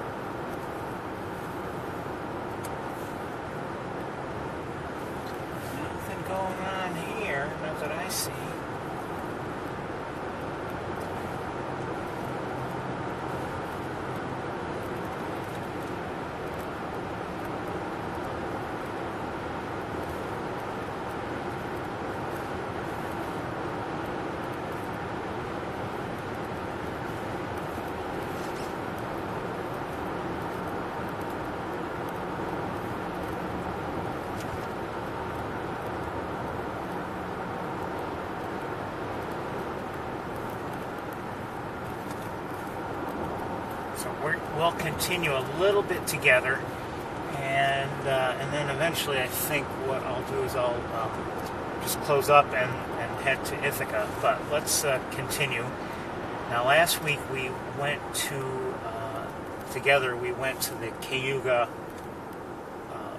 Lake State Park, and I think we'll do the same thing. I haven't checked today, not in a while anyway, to see if there are any emails from eBird.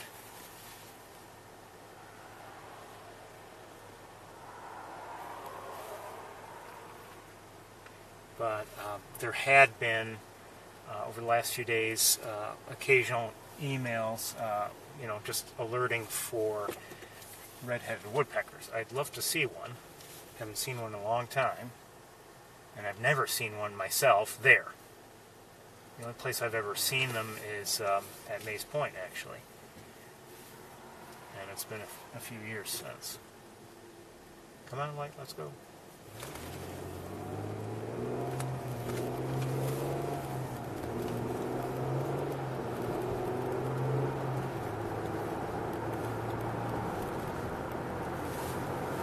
But don't get your hopes up, hon.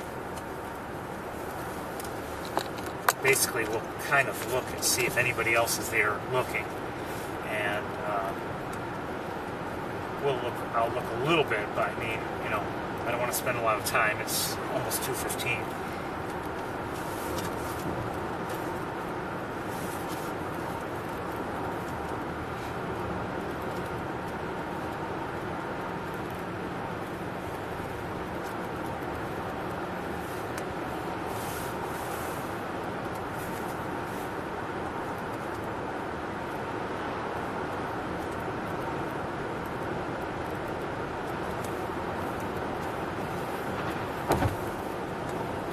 Railroad tracks.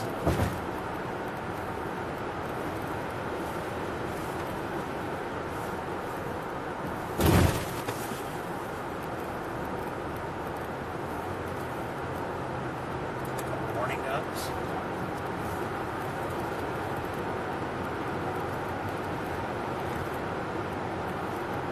Now that I think about it, we probably, if we really had wanted to, we probably could have gone out to Van Dyne Spoor.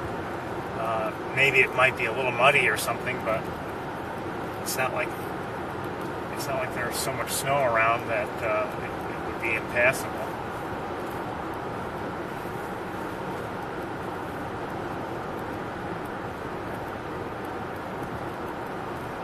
I just don't know if it would be worth the time. That's the problem.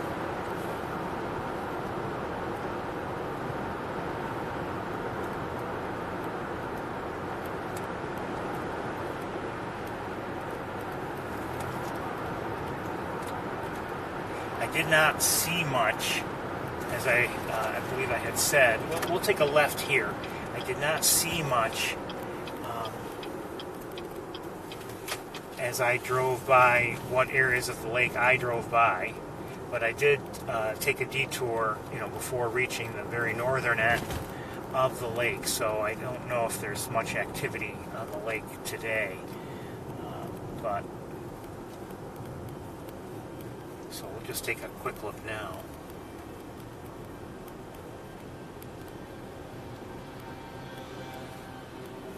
Yeah, there's nothing going on that I can see. Give you a quick look.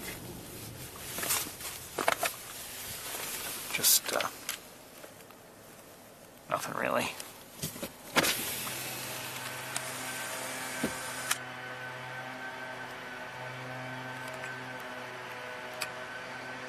Who's that?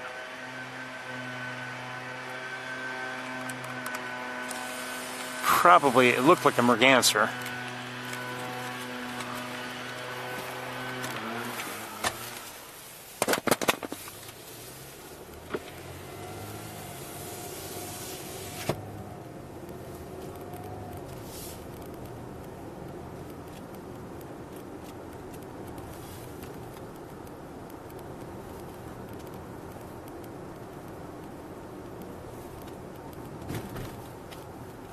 Now again, if you're new to the tour, this area, if the conditions are right, can be great for bird watching. But right now I'm seeing essentially nothing in the water. Might be some. Nope, that's not it. Hey, watch it.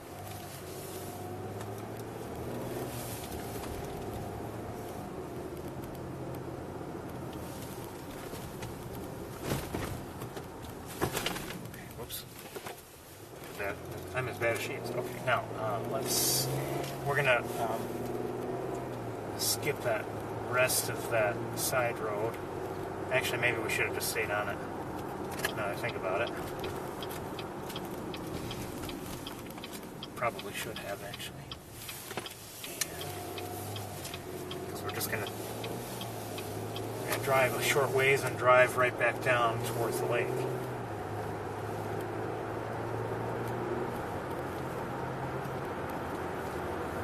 But anyway, like I said, if you're unfamiliar, that those areas right along the lake can be really nice for bird watching. Once things have frozen up elsewhere, and there very often there will be a lot of waterfowl there.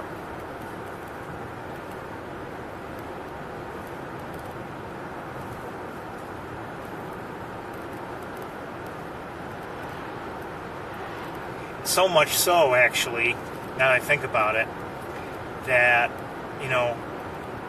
it almost makes you forget. Okay, we're not seeing waterfowl anymore on Wildlife Drive because we can't go there, and it's probably frozen over anyway. And I'm not saying they go directly from Wildlife Drive to these areas, but it's open water, and that's what they need, and that's where they tend to show up. And we often get good views because they're not so far away.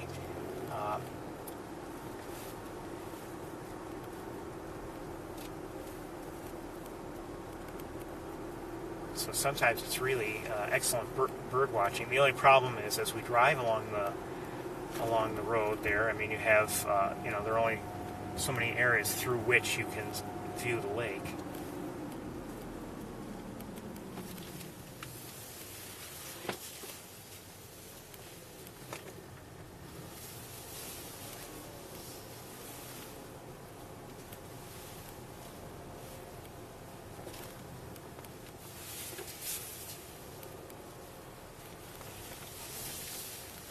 So this is the boat launch area, and you often see it referenced in eBird reports.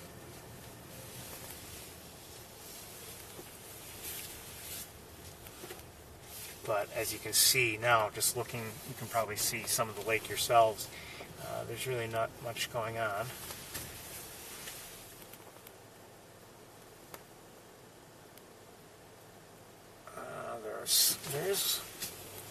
Well, we're going to take a look. There's one not close. I can't tell what it is, but it looks like a grouping of ducks. Maybe it might be something else. But let's take a quick look.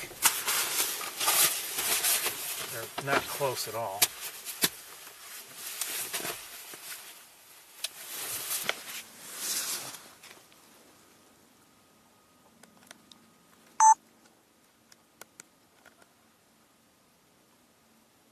Well, they're American coots.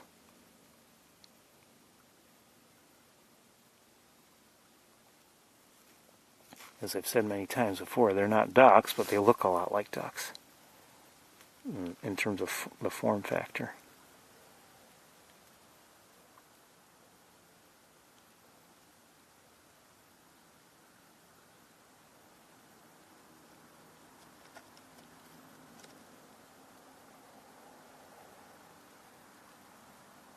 Glad we looked. Okay. But I'm not seeing anything else.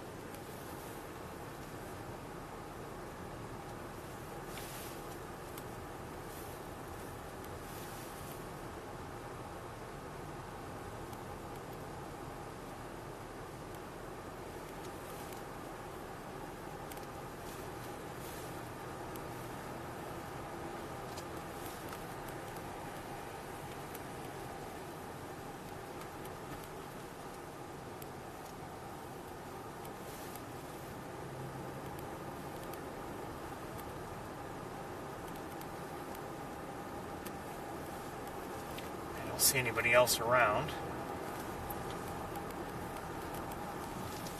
So just driving here. Okay, the park office is to our right. Okay.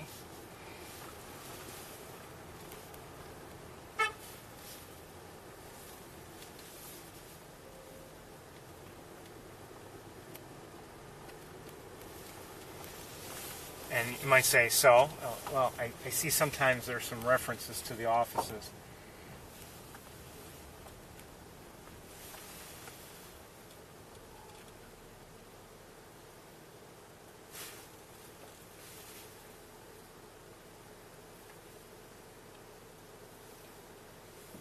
Okay.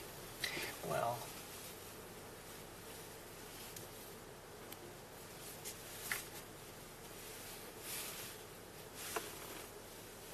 okay, we're going to take a break, and I'm going to head to Ithaca, let's say roughly 3:30, closer to 3:45 probably by the time I get there and get set back up. Okay, everybody? Just see if you've received the message.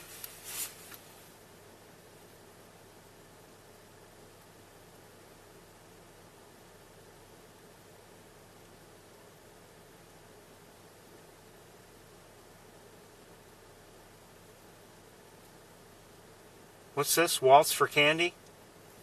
What? Candy? Well, forget it. Thanks a lot. It is 48 degrees. Still the same. Mostly cloudy, I guess. Partly sunny. Or partly cloudy. I don't know. Anyway, we're here to look for our hawks for a little bit. No sign of anybody so far.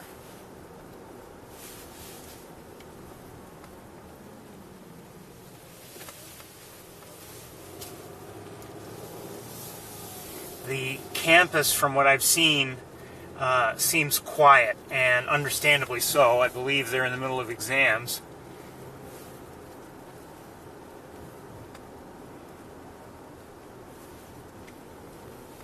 And I think there might even be some exams going on today.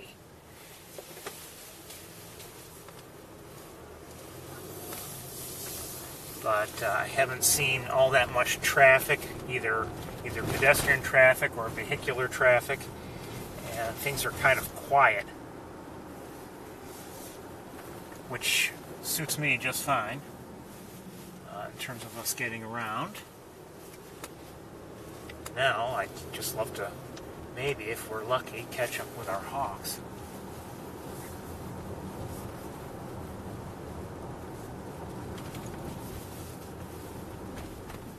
I have no idea where they've been spending their time.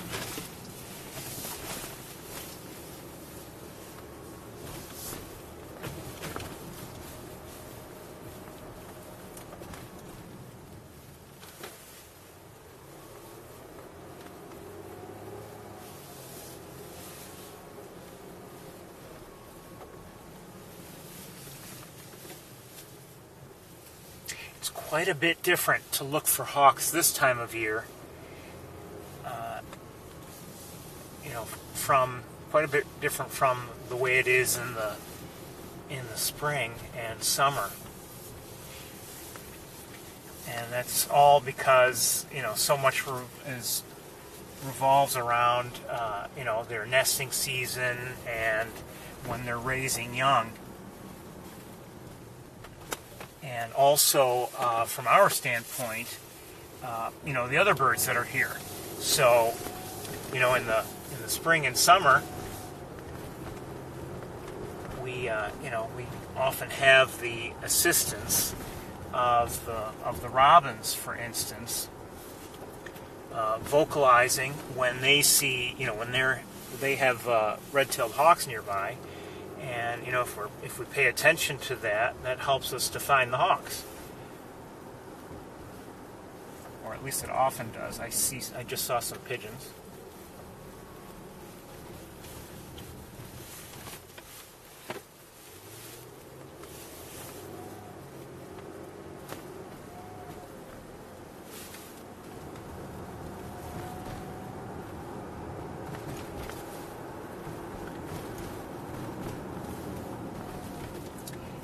But this time of year, a couple things are at work. We don't have the robins around, or at least far, far fewer of them. The robins themselves are not nesting. And also, the hawks don't necessarily spend as much time in the vicinity of their nest at this time of year.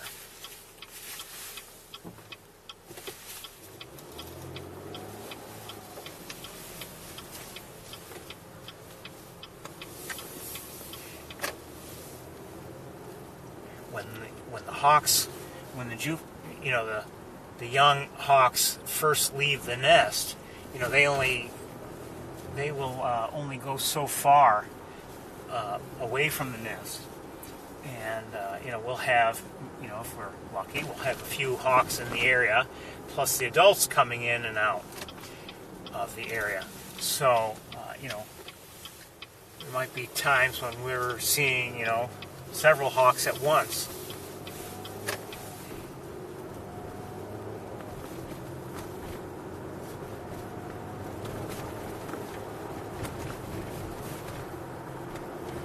This is a very different time of year.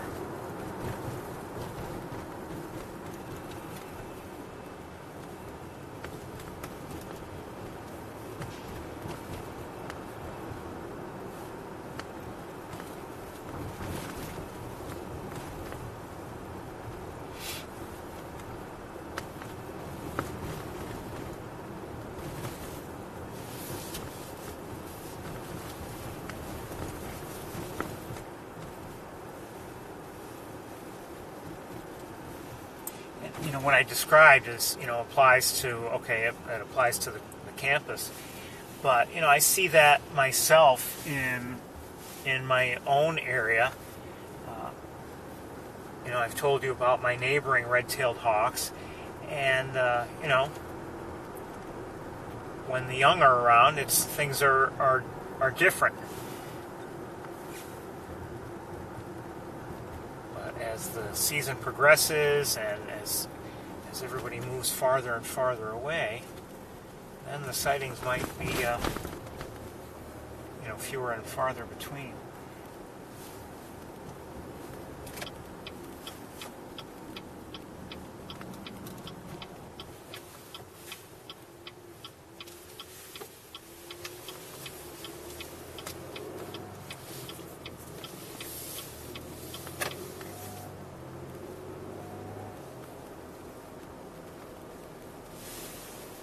We're not going to spend too much time looking around.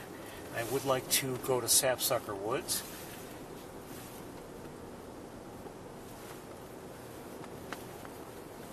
So I'd love to see somebody in a hurry, if possible.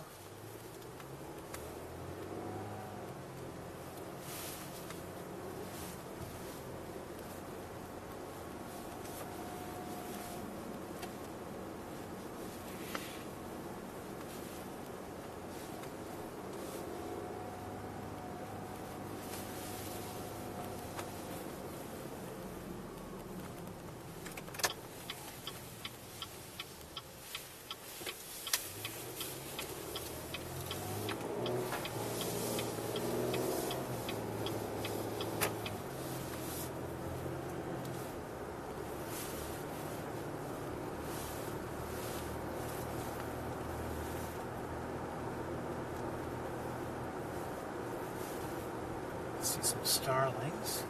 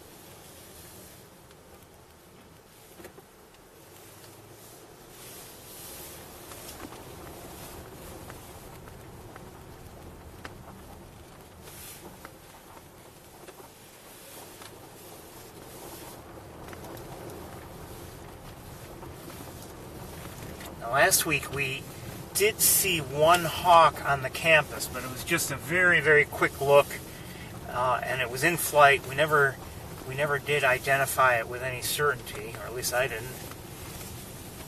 And quite honestly, I don't even remember if I managed to get it on camera for you. I think I barely did.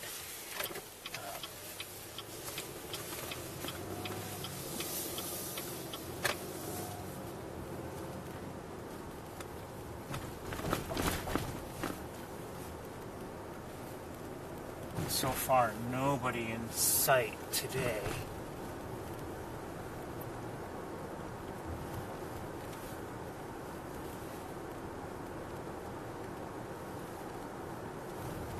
It's beautiful. I mean, you'd think it's hard to imagine it's December now. You know, it doesn't mean automatically that you get snow in December, and maybe I shouldn't be saying anything, but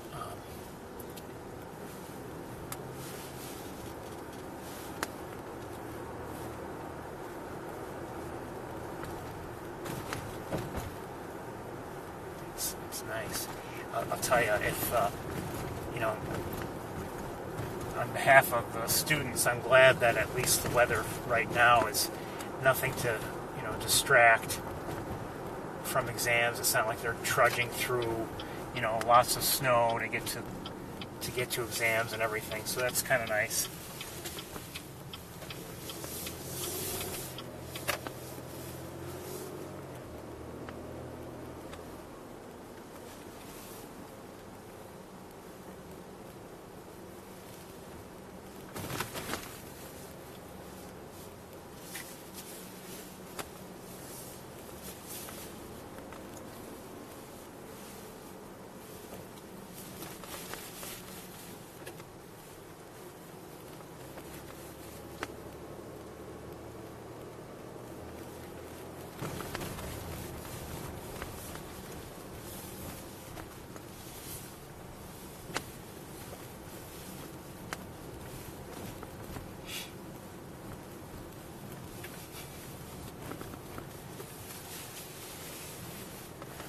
I've been in Ithaca when, during a real cold spell or two, and I remember, is that a crow? I think so. I remember it being so cold, basically, as soon as you stepped outside, your goal was to get inside. That's all you cared about.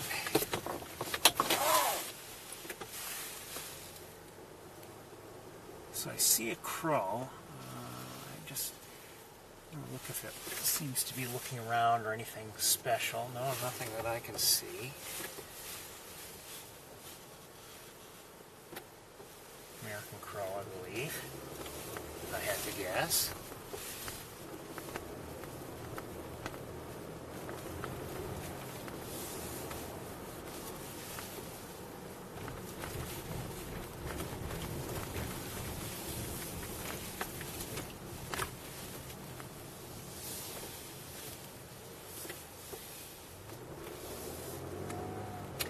Just going to go to one or two more areas, and then I think we're going to make our way to Sapsucker.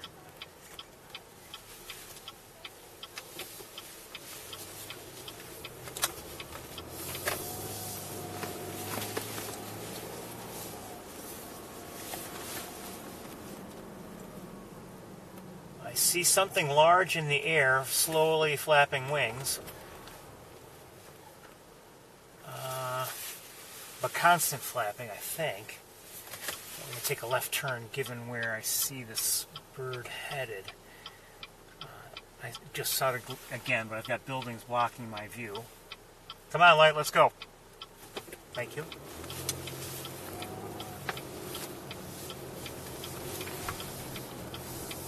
I don't know if it was a hawk. I kind of doubt it, whatever it was, but I'm going to see if I can maybe catch a glimpse of it again. For all I know, it was a turkey vulture, but I don't see it now. I see it now. It is a turkey vulture. Okay.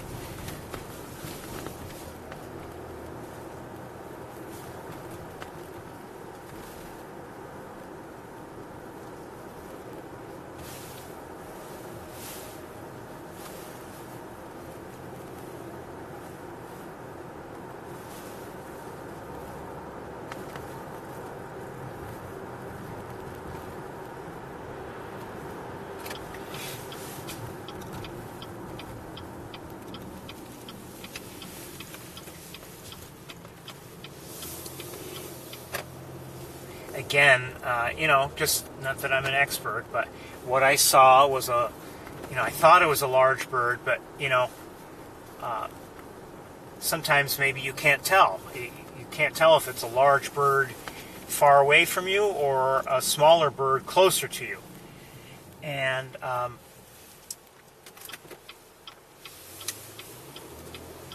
but the way it was flapping its wings relatively slowly had me thinking, okay, it looks like a large bird, and the proportions were about right. But if you can't see it well, that the slow wing beats made me think, okay, that's got to be a larger bird, and potentially it was a hawk or something. But the way it was flapping its wings then it seemed to be fair, at least from what I saw at first, fairly constant wing flapping, but maybe more than a red-tailed hawk might have.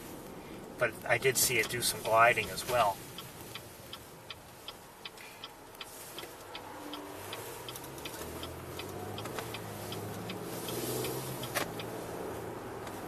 But anyway, I was able to at least, figure out very quickly that, all right, there's a bird in the air that I'm not sure what it is yet, but I could easily, eliminate a number of possibilities.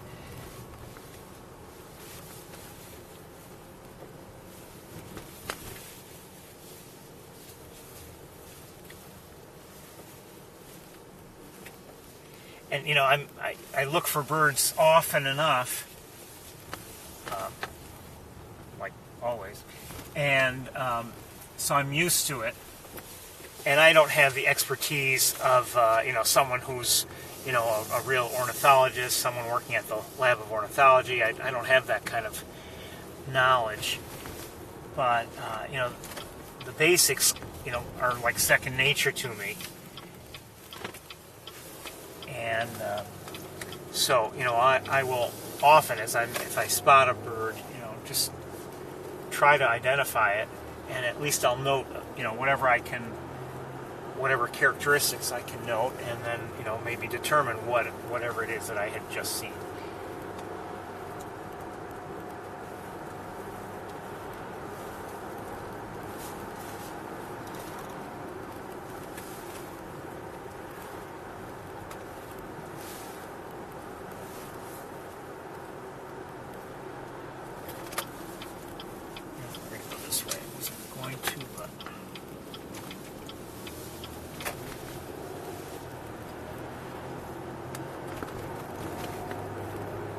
I knew we wouldn't make this light.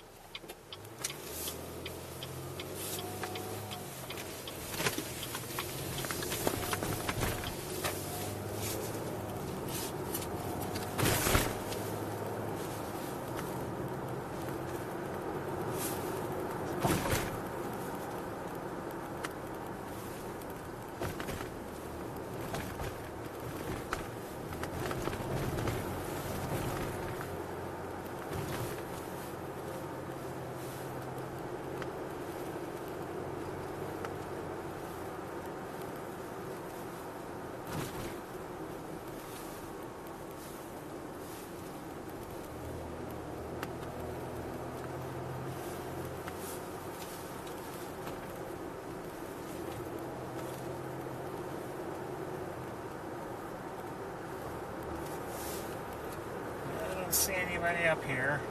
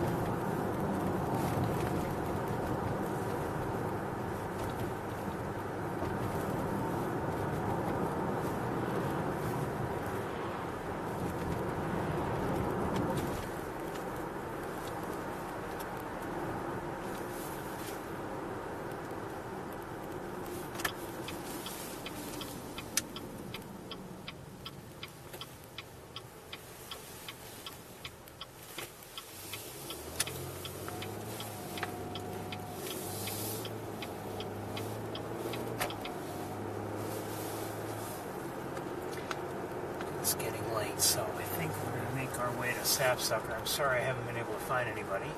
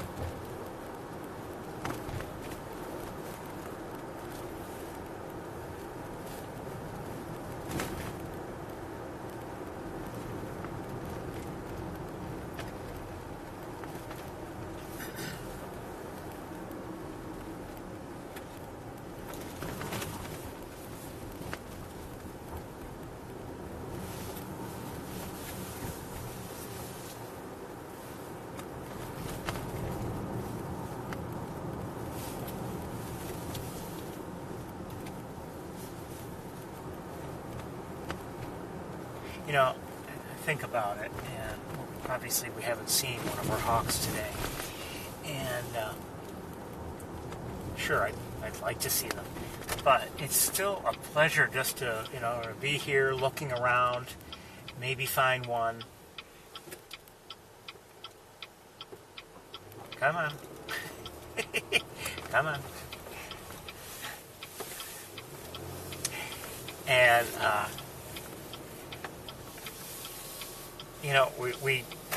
we may not know where they are, but, I guess we know a lot about where they are not. And that says something too, of course.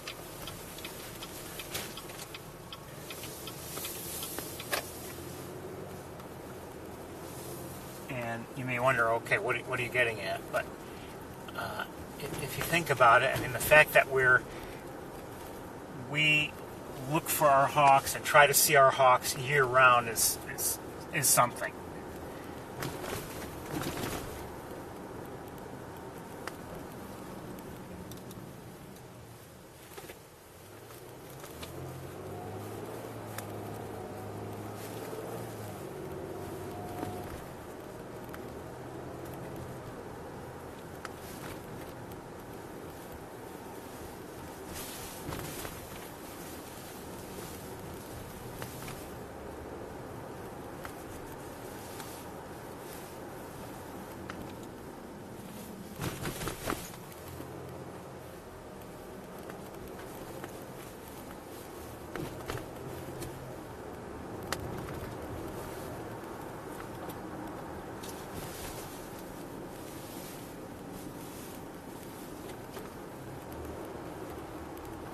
Just saw a duck, like a mallard.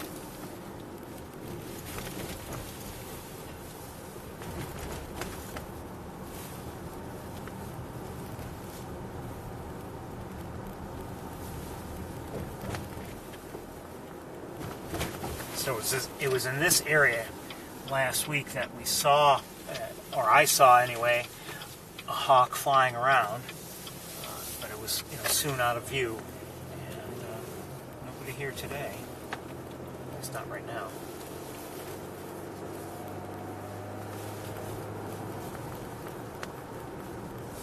I do remember once years ago seeing Ezra.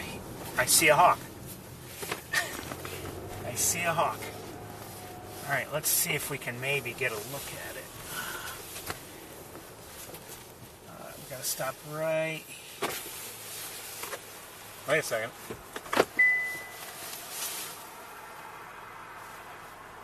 Just one. Okay, hold on. Don't know who it is. Oh, where's the bag? Oh, come on, come on.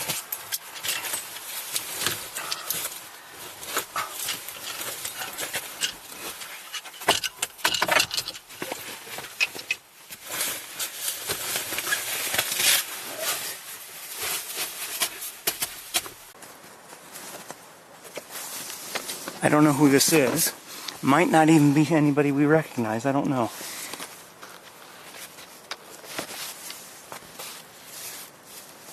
Looks like Big Red, but it might not be. Big Red. I don't know.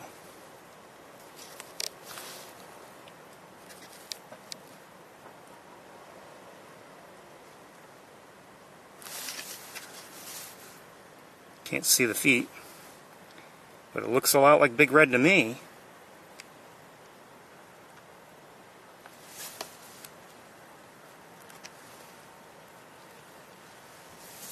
I'm going to lighten it up a little bit more.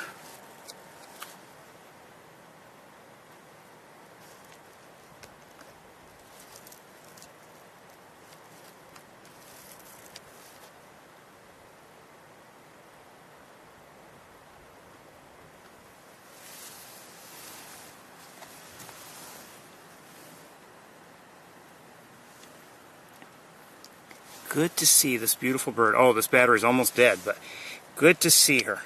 This camera battery, that is. I'm assuming this is Big Red.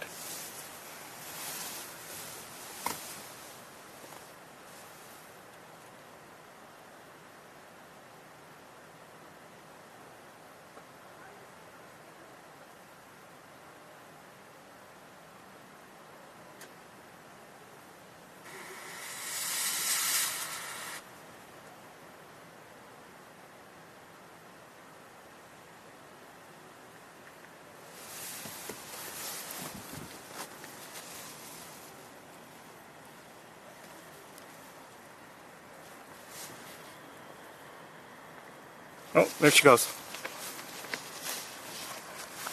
And she's now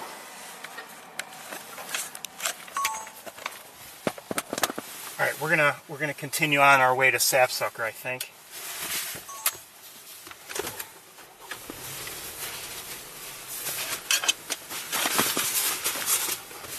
Hold on, I gotta deal with some things. I guess that's okay. And, oh. Uh-oh. Where'd that go?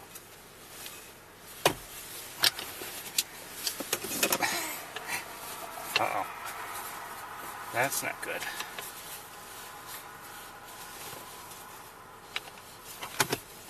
I'll deal with that later, I guess.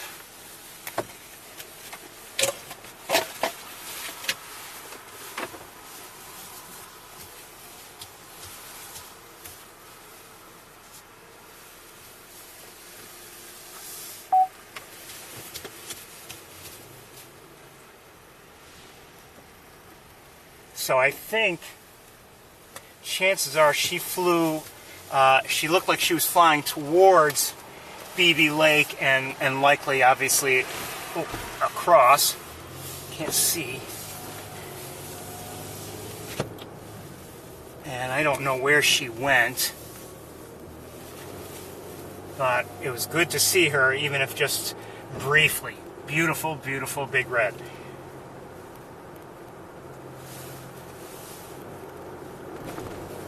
So we're on our way to Sapsucker Woods. We're not going to have much time, but you know, nice to see her here on the campus today.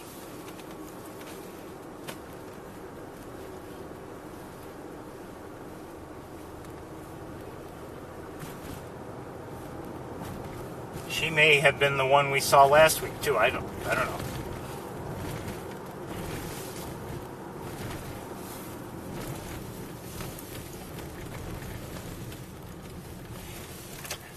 It's going to sound silly for me to say this, but you know, you have to. It's important sometimes to remember that you know, for the hawks and their territory, you know, their territory doesn't necessarily correspond with the routes we are forced to take here on the ground. You know, they can fly right over the lake, obviously, BB Lake, but you know, we have to drive around it, you know. So what may seem like, oh, this is, you know, kind of far away from, let's say, the nest, you know, for them is not necessarily so far away.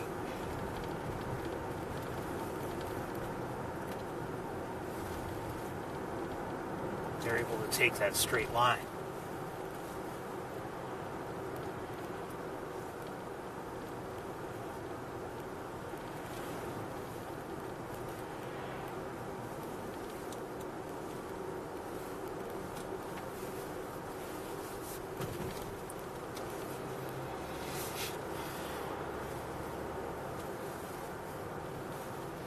think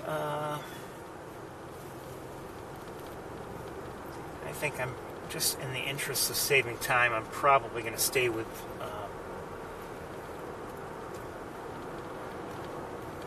the setup.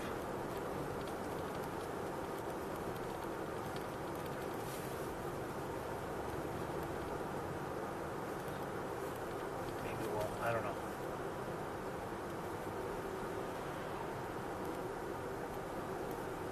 $46, so I'll have to bundle up a bit. It's not warm. It's maybe relatively mild, but it's not warm by any means.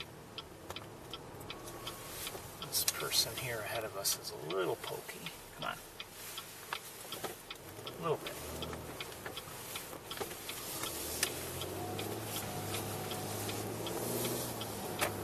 And luckily for us, people who just stopped for a pedestrian who should not have stopped because he wasn't in the road yet, well, that allowed us to get on this road. So, you know.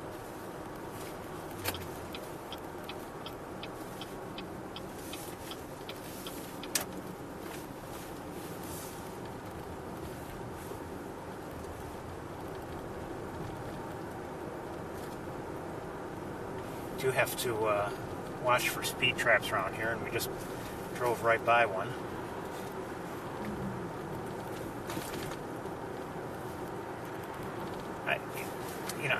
I don't want to drive 100 miles an hour here, but sometimes I want to hurry a little bit.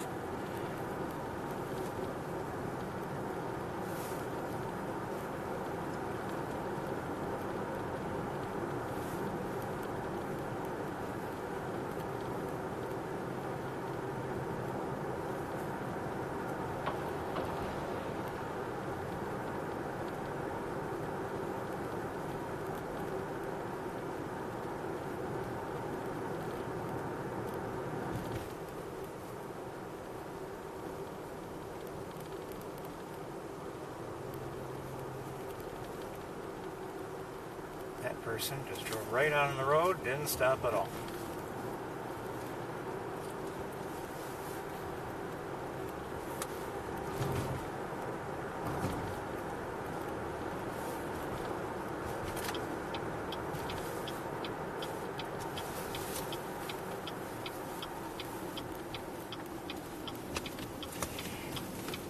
I don't remember the numbers, but I watched a webinar the other day related to eBird, and I can't remember what day it was. I think it was the most recent, big birding day or whatever day it was. I don't know if it was a backyard bird count day. I don't remember. But I think eBird had I think it was well over 200,000 checklists submitted worldwide. And they showed, a map of the, a global map, and just, the various continents, and for each checklist, a point of light was put on the map, and North America without a doubt was the brightest, meaning the most checklists. But it's impressive how many checklists were submitted from all over the world. I give the Lab of Ornithology a lot of credit for that, and it's impressive. Now, they showed various things you can do with eBird, and I think that basically those things, if you're searching for something or you want information, I think they're, it's accessible. It's not like you have to be someone who's behind the scenes at eBird. But I have to admit, I've found it sometimes rather difficult to use as a database. But maybe if I were to study it more. And I think one thing that was not mentioned, and I remember hearing some people at a different time. Hold on a second, what's that? I see a red-tailed hawk. Hold on.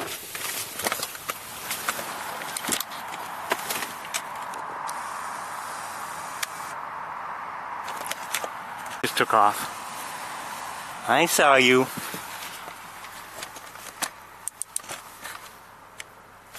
All right, let's get going here.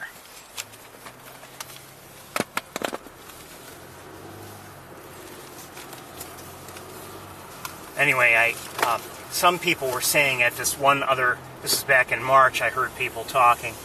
I see some starlings.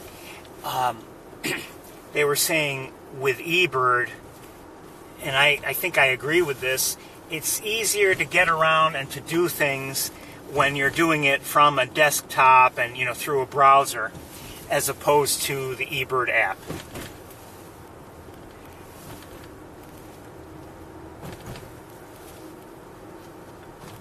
Access through a browser and just a web page is it's just overall it's I guess it's better and maybe more complete than the app is. Number of cars here. Okay, visitor center is closed. That we knew. I hadn't seen that sign before. I don't know if it's been there. This secondary pond to my left has a layer of ice on it.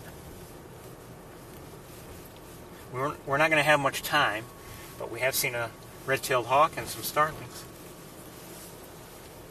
So I need a few minutes to get things together here.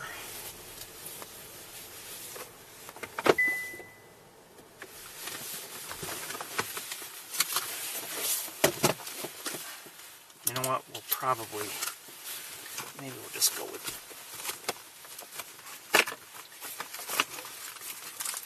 I'm not going to bother to move the power source in.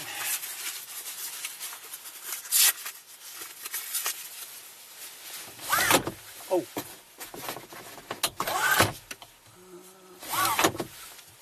That's not so good.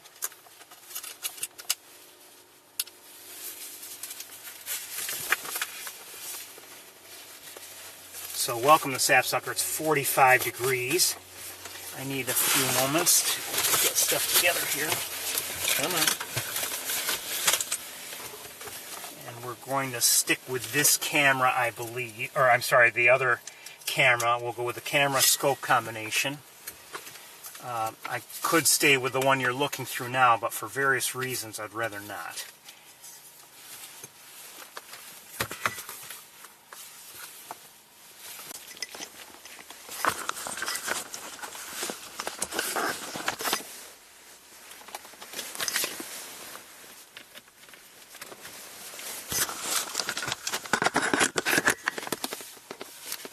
Too bright.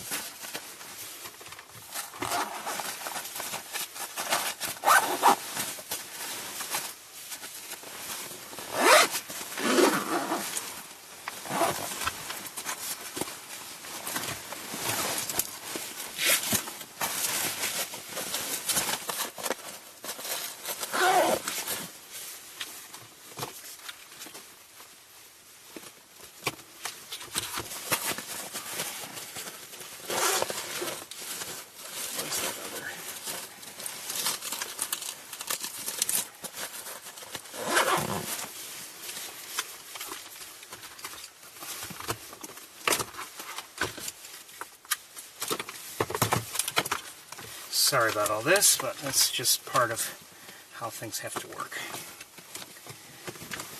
The cable with a mind of its own is really tangled around everything as usual.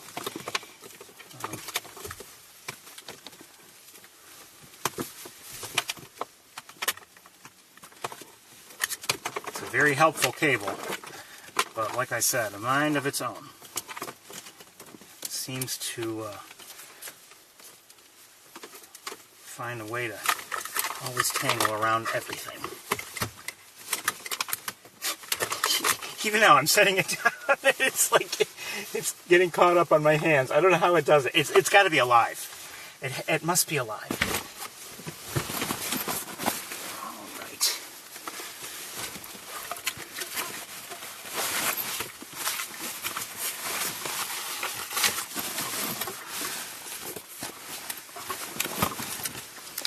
days I'm just going to say, you know what, I can't do this anymore. There are too many wires, or they're all driving me crazy.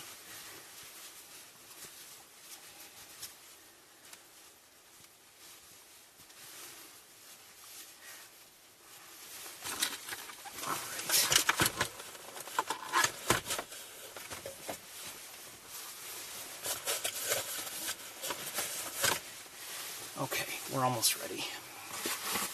I need just a few things.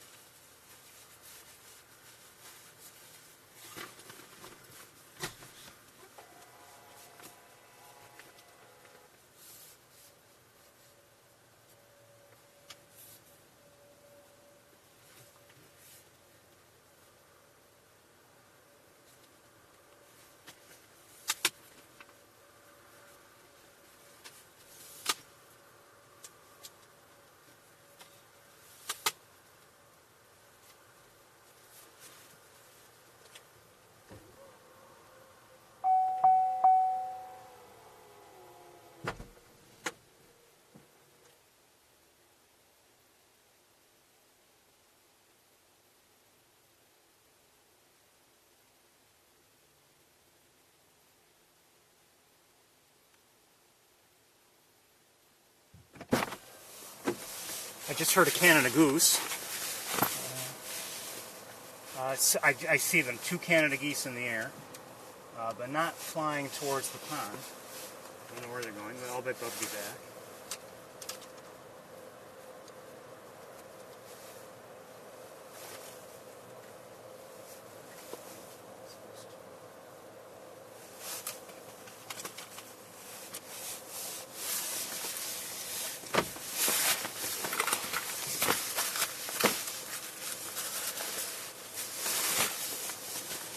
See if maybe we can hopefully get everything out without wires getting caught on everything.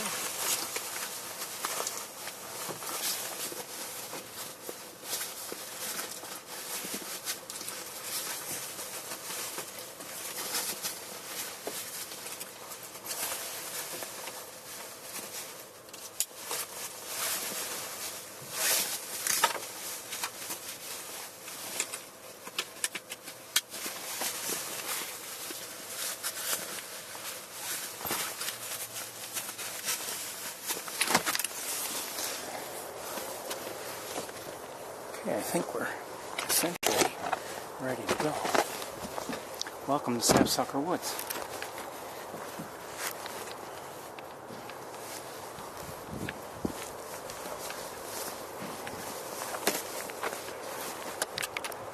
Get off of me. Okay, that's better.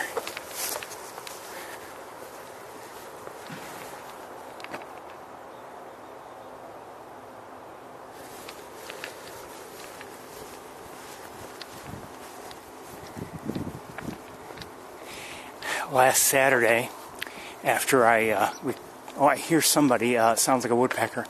I closed everything up, and I was back at the car, and I thought I heard something in the distance. I don't know what it was.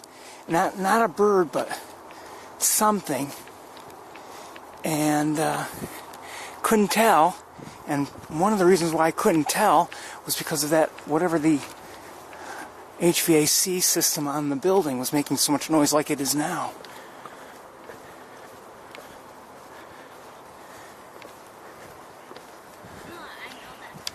So I couldn't quite hear.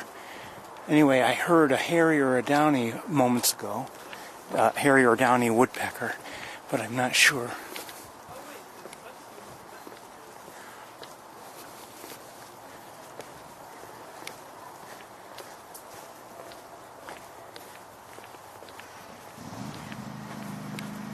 Oh, great.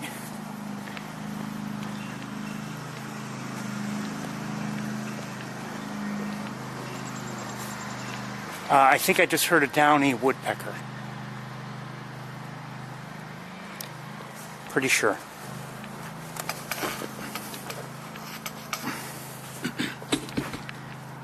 Nothing going on in a feeding garden that I can see, but maybe given the late hour, it's not a surprise.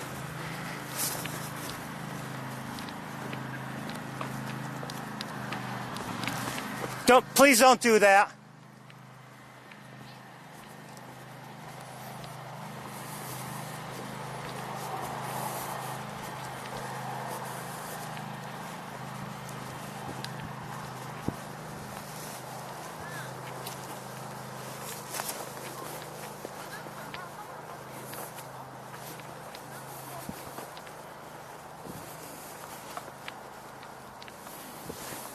There's a fair amount of ice on the pond. I just thought there would have been less than that. I would have thought everything would have been thawed out. But then again, it has been getting cold at night, even though it was warm yesterday. And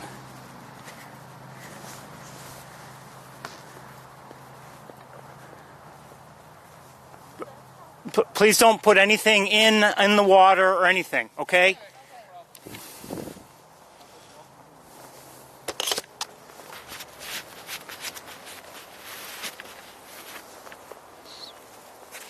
So we have some Canada geese over here,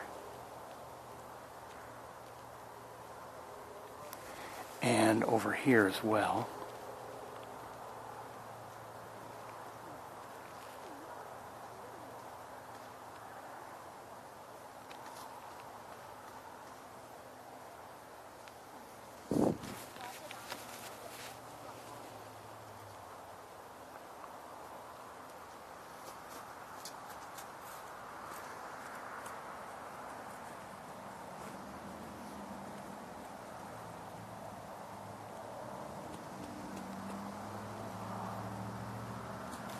I'm going to leave it here. I want to look around with binoculars.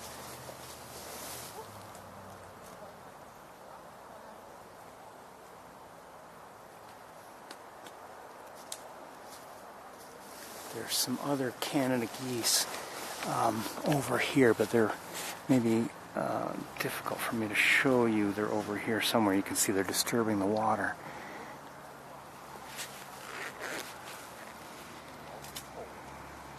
We'll get to the trail soon, I think, before it gets too dark.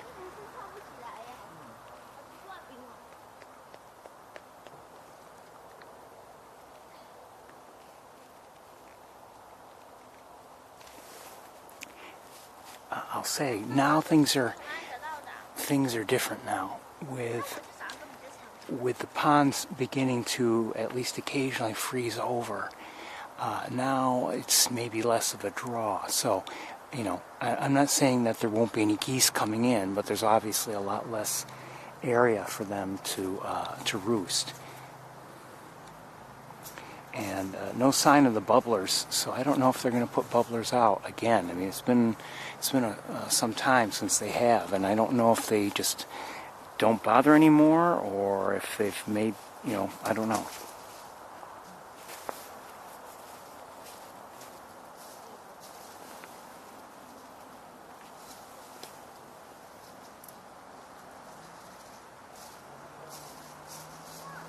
So I don't see anything else. I mean, I don't see any ducks or anything anywhere.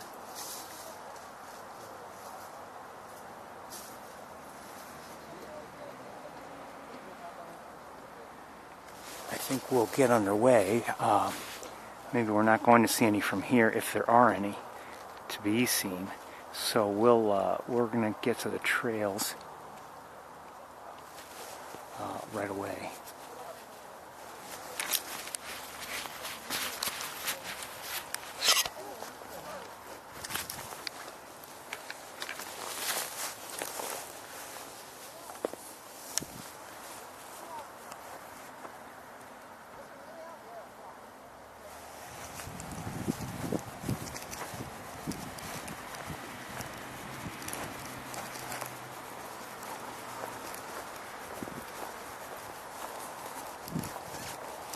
There's looks like a family there by the water. And the children, one of the children threw something in the water. I think it was just some ice, but you should just, even though it may be from the pond, just, you should leave the pond alone. Shouldn't be throwing anything in it. Shouldn't be disturbing it.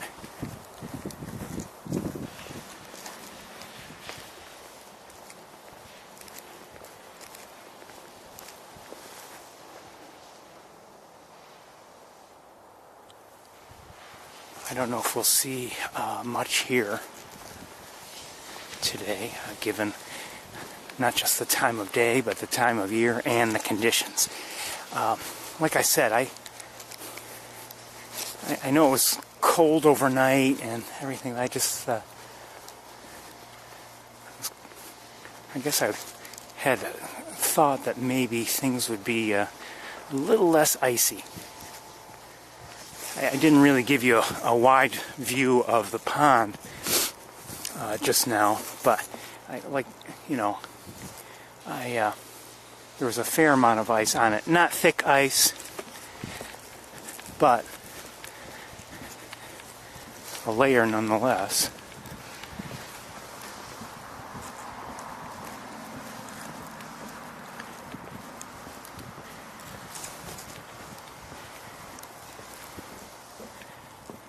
I mean, here there is ice free, and then there's other area.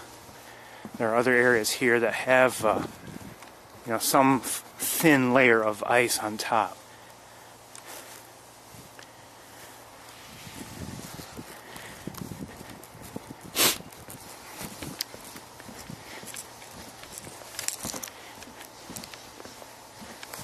I don't know exactly how warm it became yesterday, for instance, here at Sapsucker. I imagine it was cold overnight.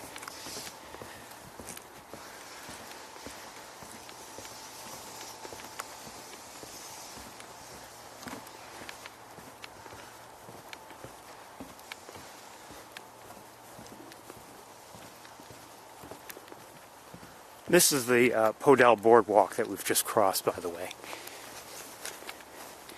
Earlier today I mentioned, that story from years ago when I saw my first palm warbler here, from the boardwalk, and that's the boardwalk I was referring to.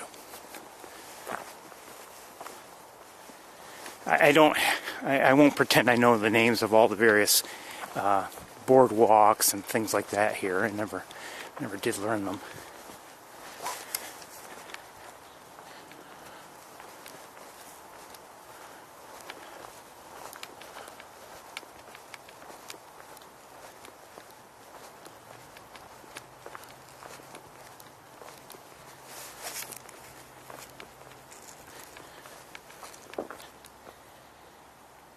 Maybe we haven't seen a lot of birds today, but we've seen some nice things, I would say.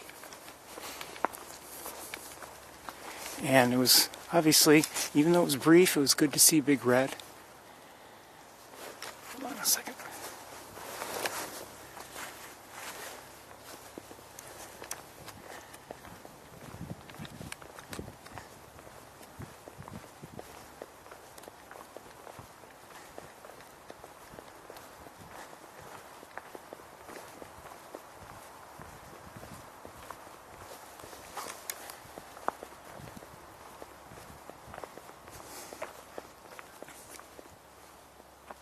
I wish we could have, for instance, had maybe a good.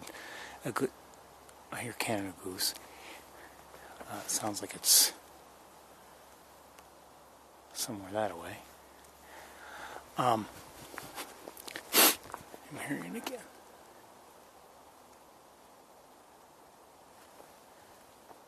Guessing it's a goose coming back or coming in or whatever.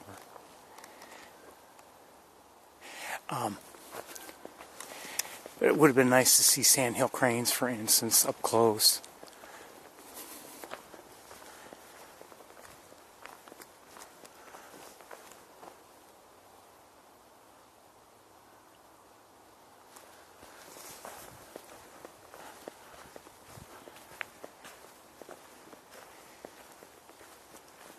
I guess today is a day of brief looks. I mean, we had a brief look at that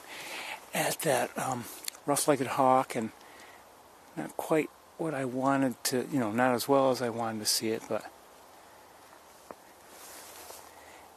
we did get to see one nice way it maneuvered and eventually went down to the ground.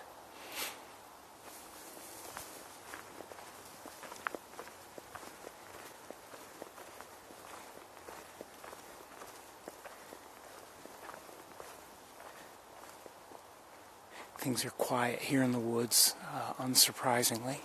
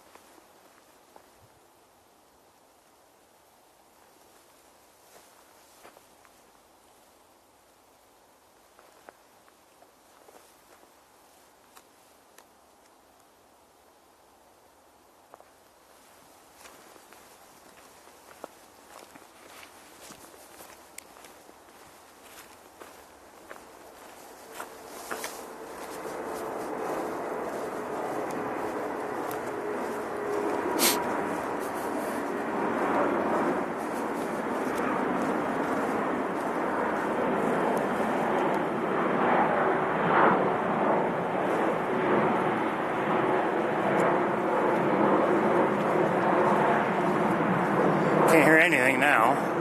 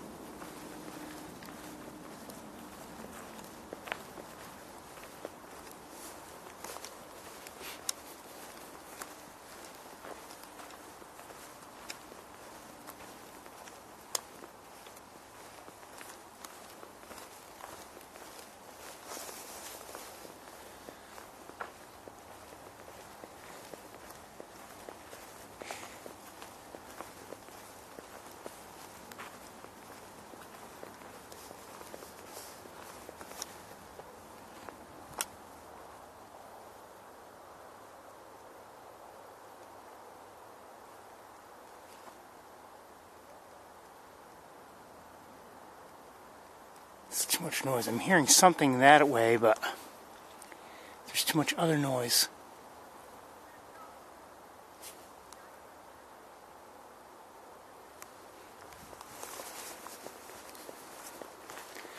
It might be a dog barking, I'm not sure.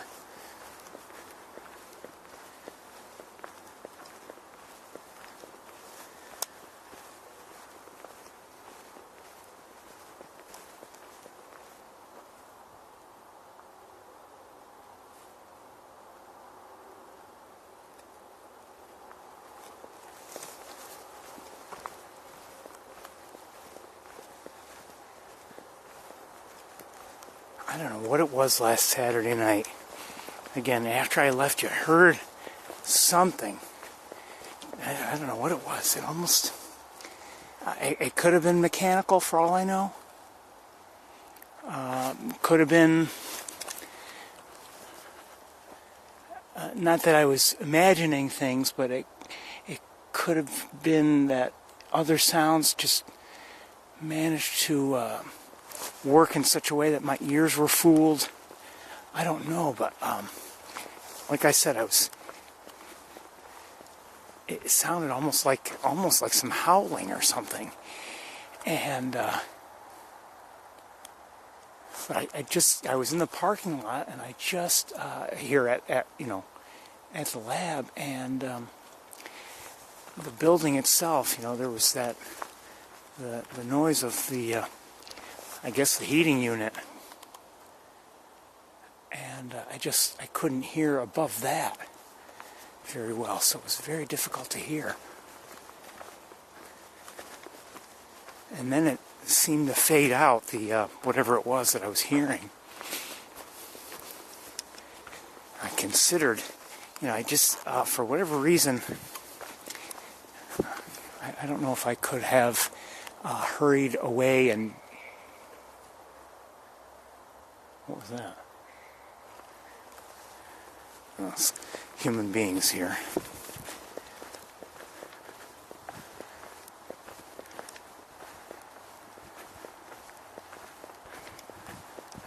It's getting dark in a hurry.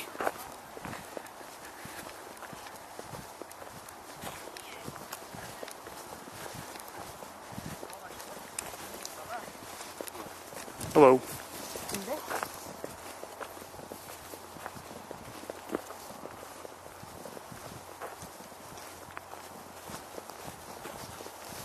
Hold on, I gotta fix something.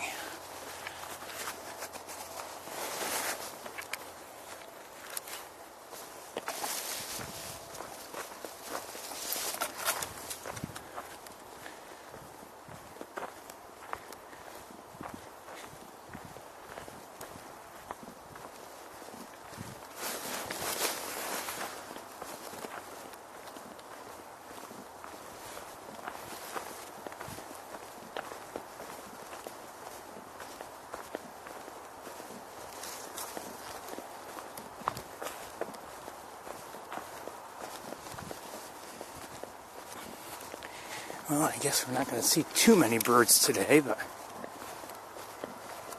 we've seen so far Canada geese, red-tailed hawk, and starlings, and that's, is that it?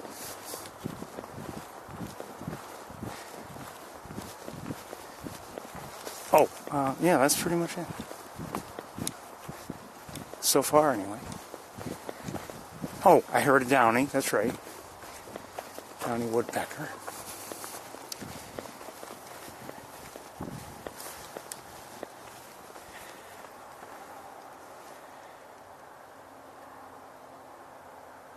We won't stay here too long, I'm not seeing much.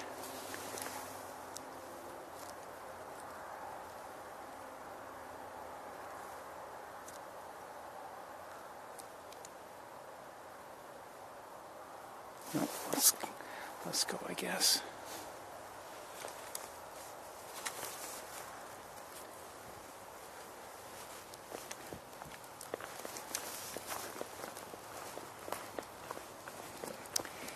Sometimes you wonder maybe we should have stayed on the campus,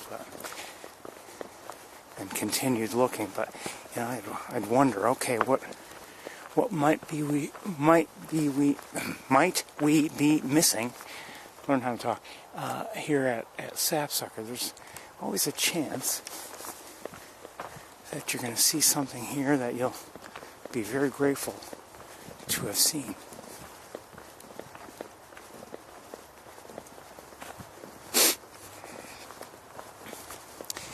I think I've said this before. I get the feeling sometimes like maybe a lot of experienced birders, maybe they feel they've seen everything there is to be seen at Sapsucker. I just sometimes wonder if that's the case. Maybe it's true.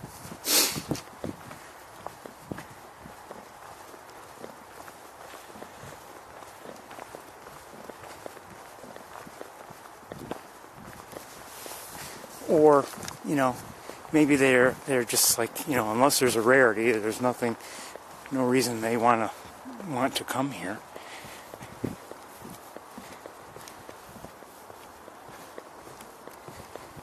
But as I've said before, very often we see something interesting or beautiful here, despite all the many visits we've had.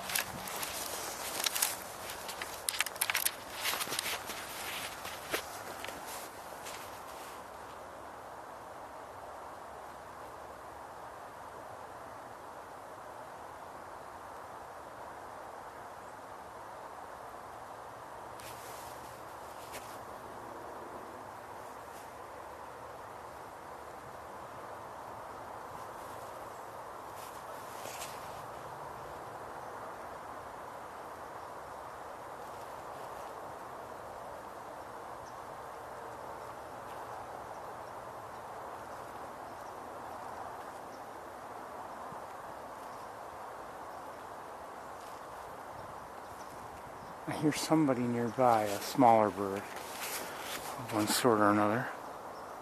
Is there anybody else out there? It's almost not worth looking at here, given the ice that's there. Unlikely we'll see ducks. We could see ducks maybe on top of that fallen tree, maybe, but they're not going to be swimming out there. And without any water immediately around that tree, it's just that much less likely they would be there.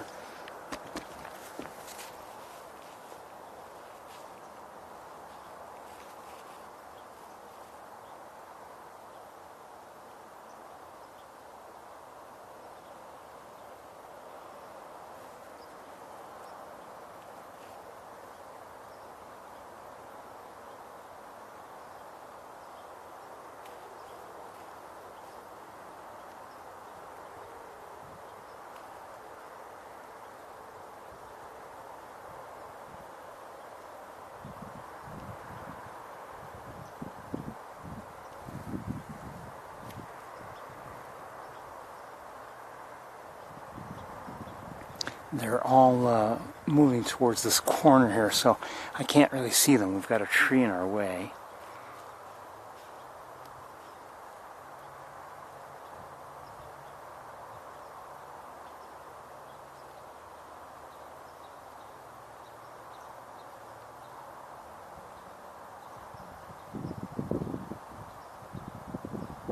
Somebody's chirping nearby. I don't know who it is.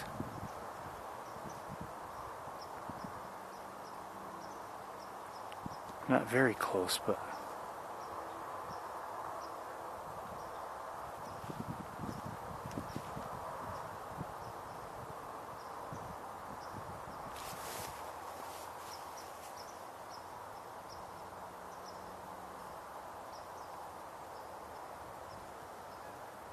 I just heard a goose behind me.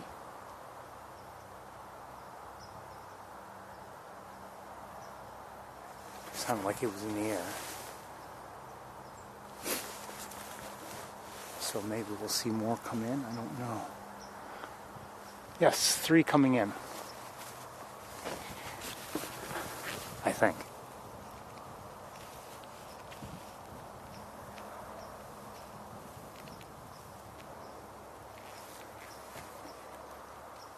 Where'd they go?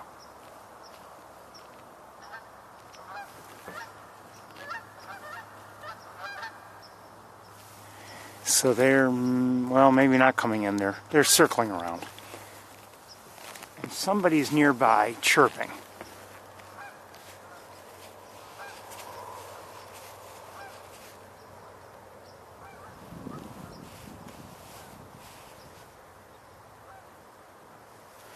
May have been birds we heard last week, too.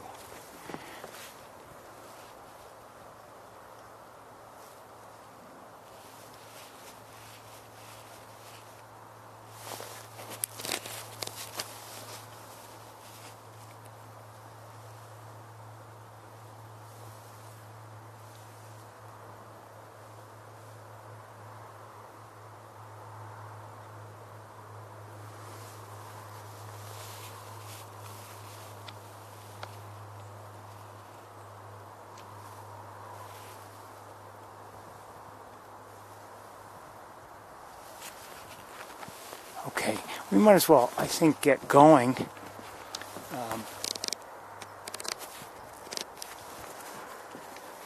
And continue our walk.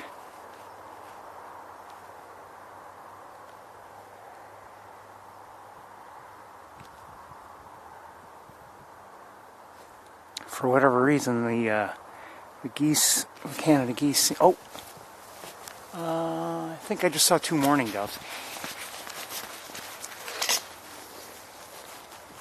But for whatever reason, the geese seem to be congregating there. Let me see if I can kind of sort of give you. Oops, my gloved. There we go.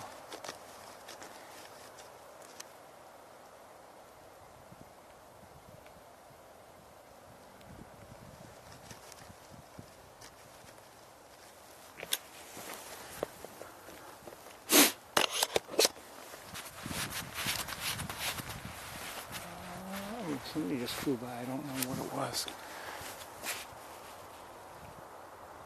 Well, maybe they're coming back out of the corner now.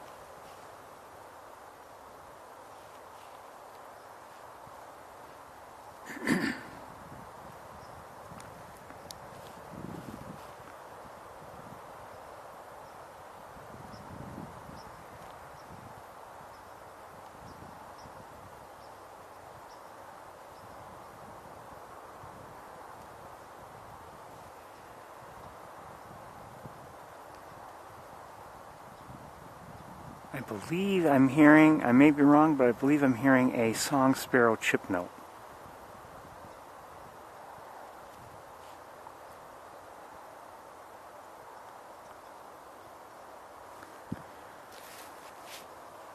Oops. Could be wrong.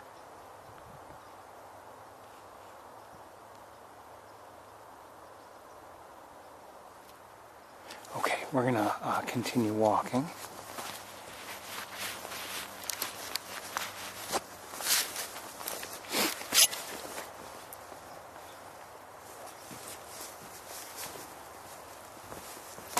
Oh, ow, ow.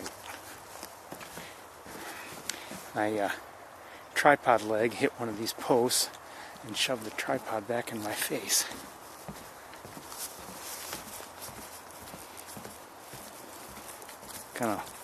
Gotta watch for that, I guess.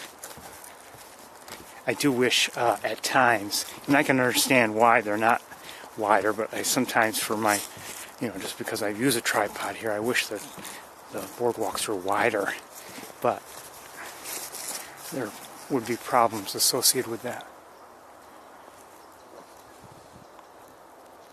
I think I hear Canada geese coming from there. Those 3 geese that we had seen in the air, I don't believe they ever came in. So they may have continued to fly out of the area. Maybe they're coming back, or I don't know.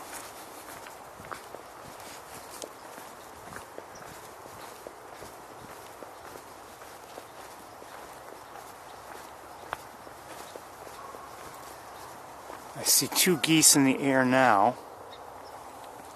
I don't know if they're coming in or if they just left. I hear geese on the ground.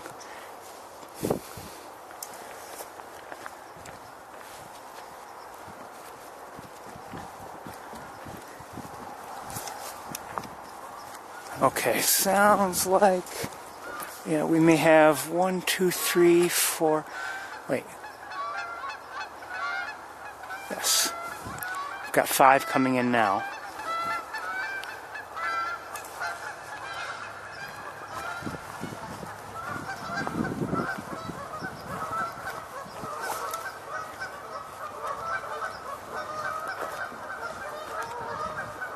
Boy.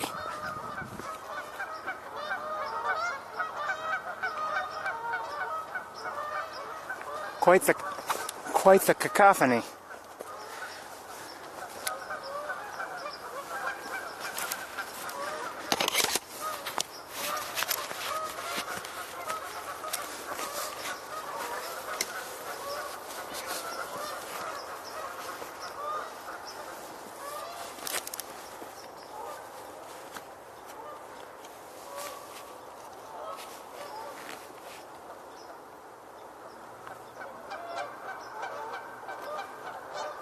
That must be Jupiter up there.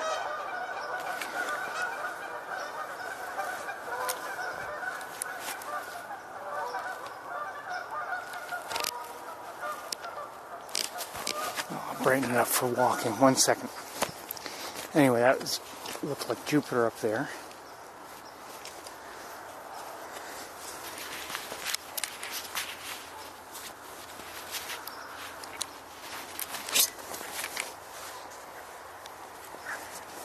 You know what? Better brighten it up a little bit more. 1 second.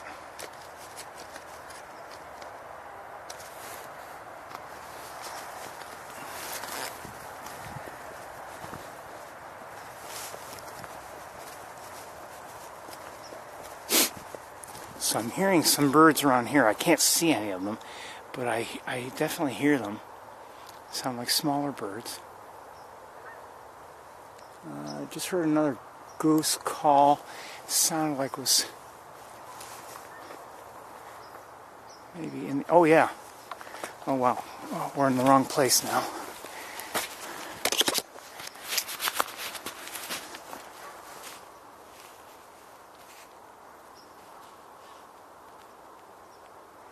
They're not flying in yet, but there they are.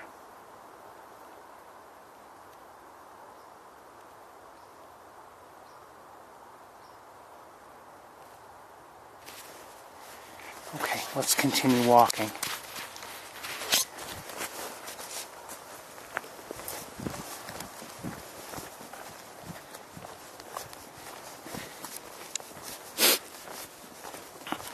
Hold on, gotta fix my backpack.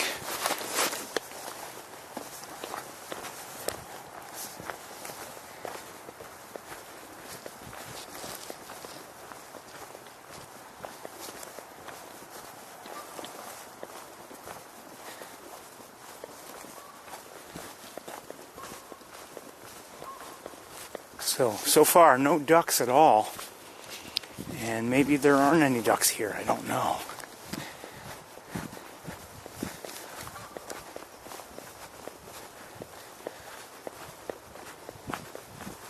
Wouldn't surprise me.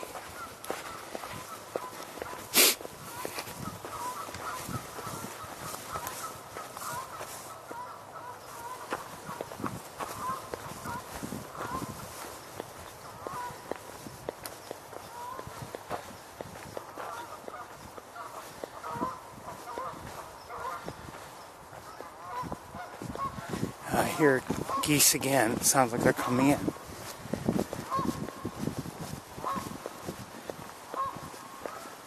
Yes, behind me, I think.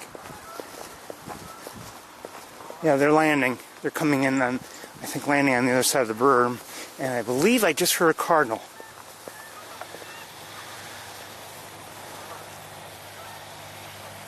Yeah, I can't see.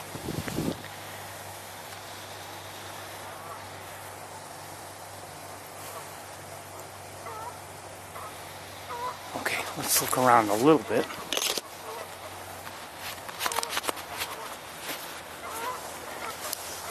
Obviously getting dark, so we're going to be limited in what we can see and not see.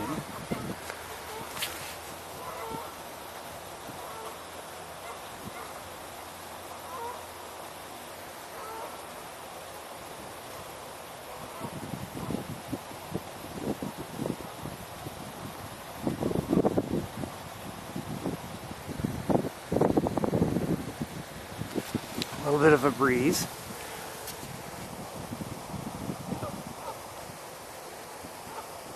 Hold on. There we go.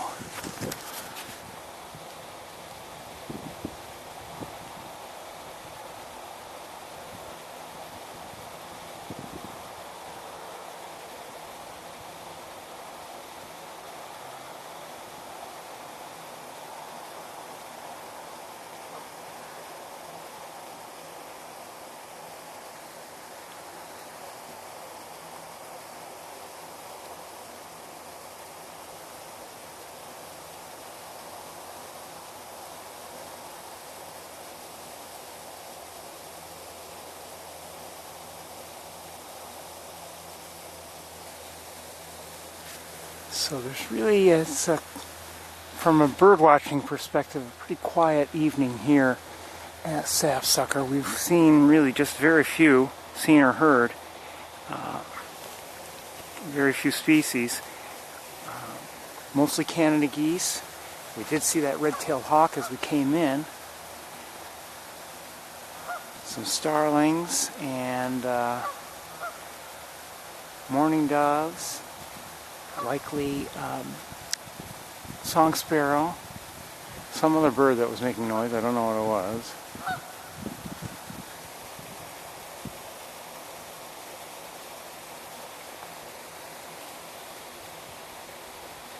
No ducks of any sort.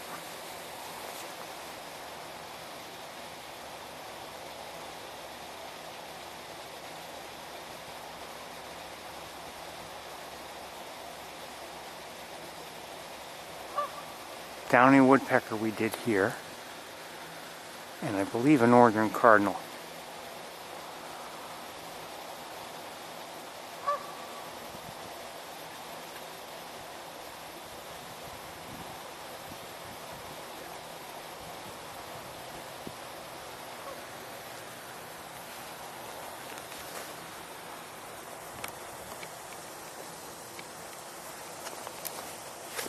Okay, I think we'll continue walking, might as well. Not much going on. What was that?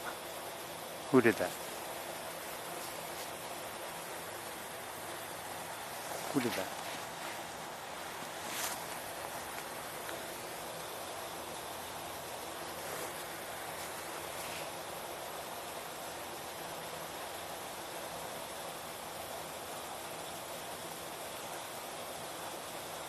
Who did that?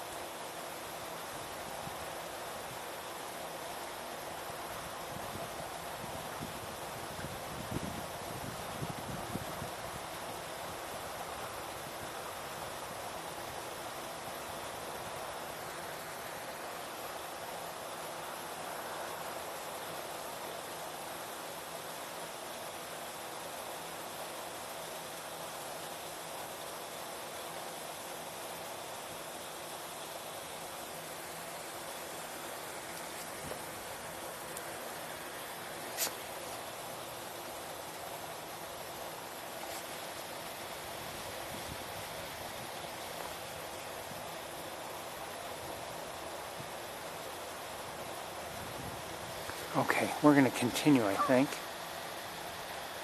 I could brighten it up a little bit more.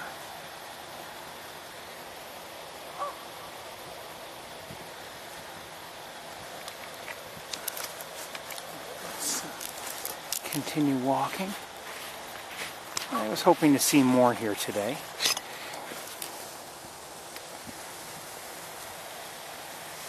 Not just hoping, I was kind of expecting. I thought we would see a little bit more.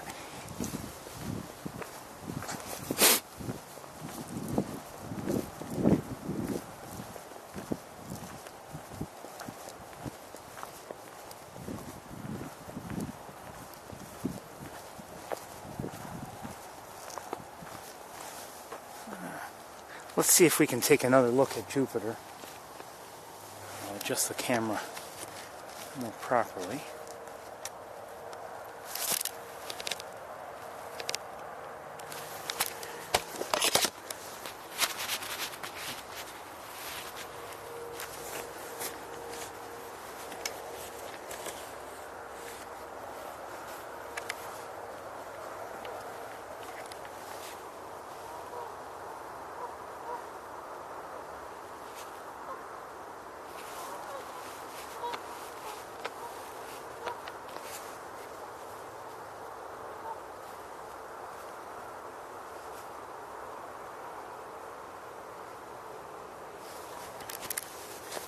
So you can see now Jupiter and the 4 Galilean moons.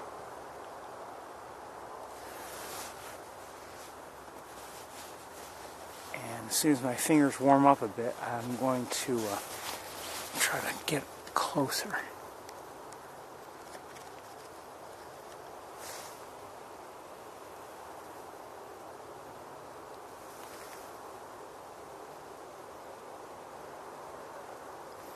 here's something you may not know. It's my understanding that Jupiter actually emits more energy than it takes in from the sun.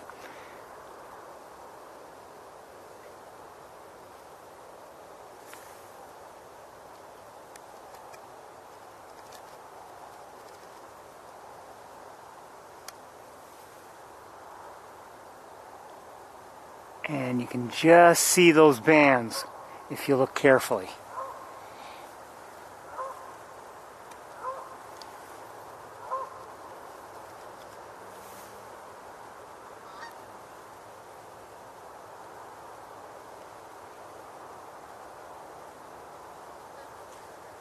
Oh, more geese coming in. Probably about 8. I missed them, sorry.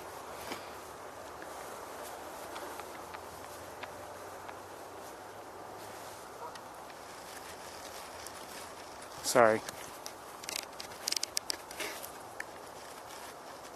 Actually, let's brighten things up for the rest of our walk.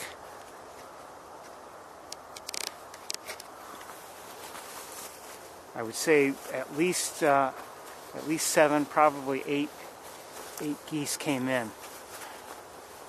Just very quietly. All of a sudden, I did hear one of them honk in the air. And then I turned and saw them in the air. Sorry about that.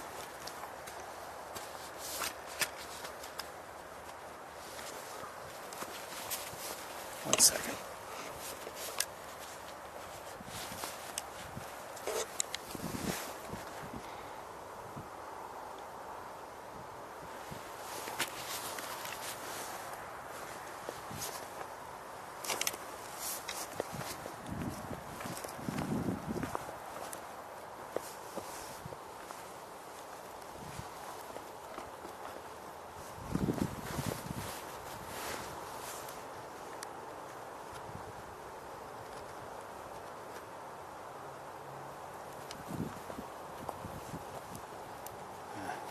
Just a reflection of the moon on the water.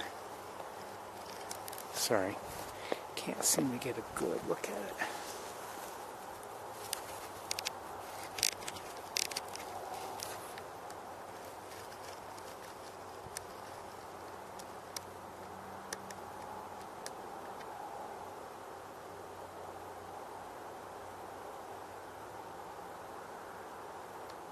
A little bit too much of a breeze, sorry.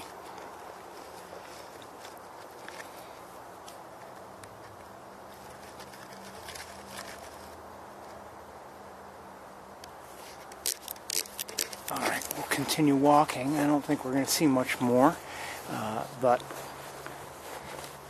trying to make the most of we can of the light, what light there is.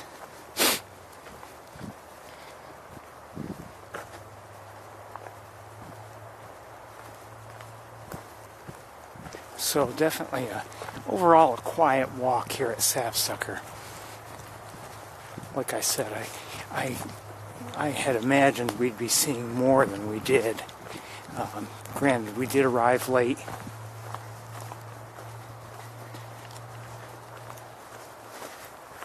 But I was hoping for more, and I was hoping, like I said, that the pond would be free of ice.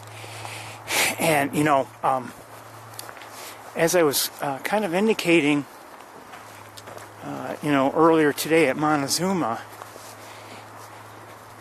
with the sandhill cranes, once if things get covered with snow and everything, and I don't know if it was certainty, but I think the cranes would move on, and that would be it. They'd move on and not return until, things warm back up for the season.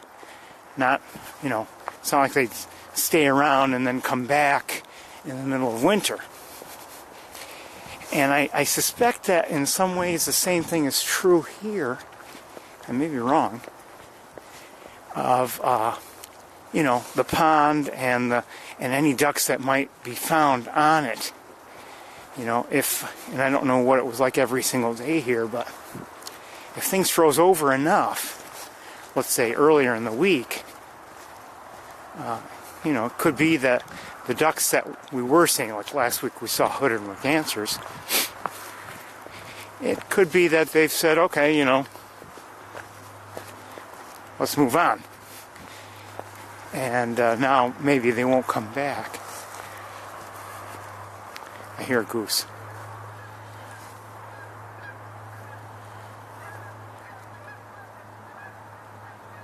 I don't see them, but maybe I won't be able to, but it sounded like maybe more geese possibly coming in.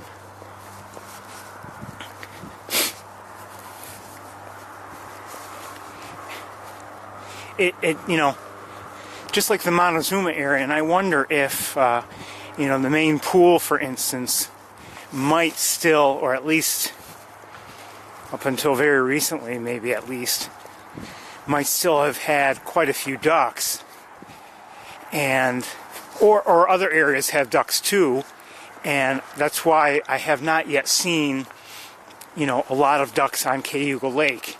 Now, some of that also could be that some of these ducks just have not made their way into the area yet. That's possible too.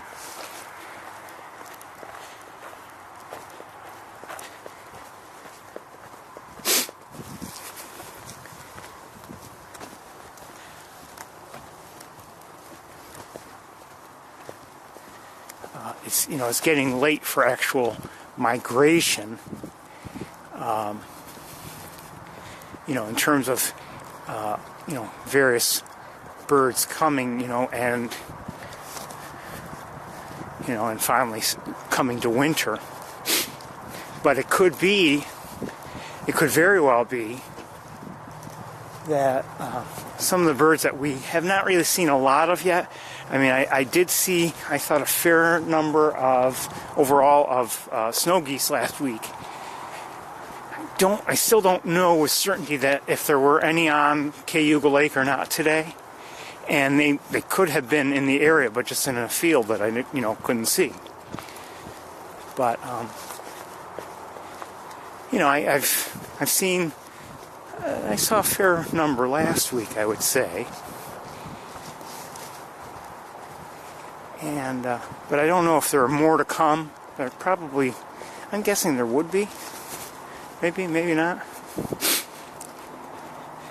But maybe the weather has been such, you know, between the Montezuma area, for instance, and the more northern, you know, breeding grounds and other grounds where they would spend their time in the warmer months.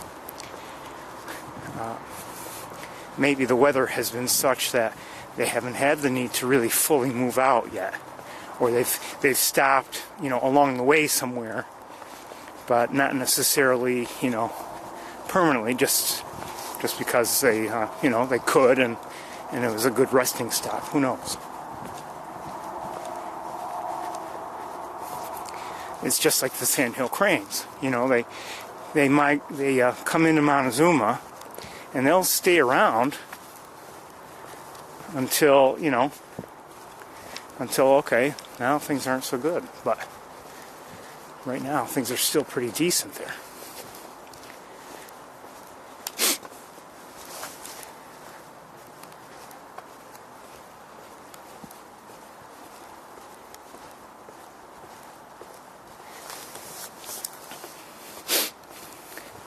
Last week we saw, you know, when we were at the on the bridge, we saw the at least 5 great blue herons, you know. And you may wonder, okay, what's going on here? Why are they still here? Well, they didn't have to leave just yet.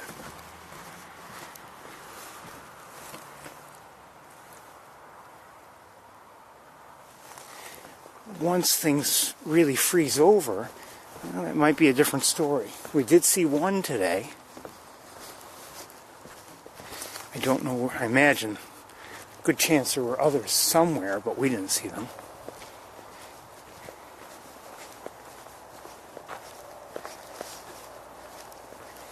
And, you know, I think I once told you that you know, someone told me, I think that someone kind of knew, they go when they have to go.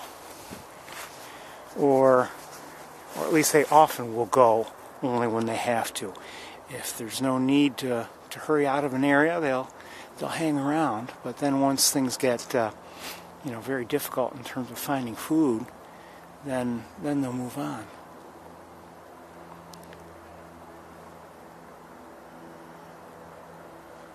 Well, we're not going to see much, I think. We might see possibly some geese come in still. I mean, there's still some light in the sky. It's looking a lot brighter, I believe, through my camera than it does in reality. But I mean, I still see, even with the naked eye, I definitely see some light there.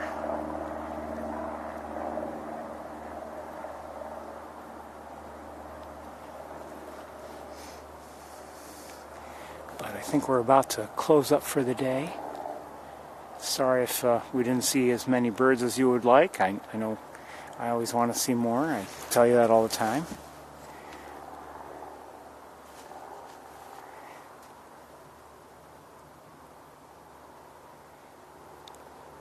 Just a reminder, I expect next weekend to be as normal, I would say. Of course, that's, again, weather permitting, and that's true every week.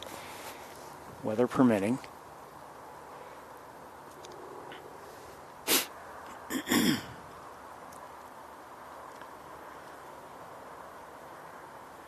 Weather permitting, schedule permitting, technology permitting.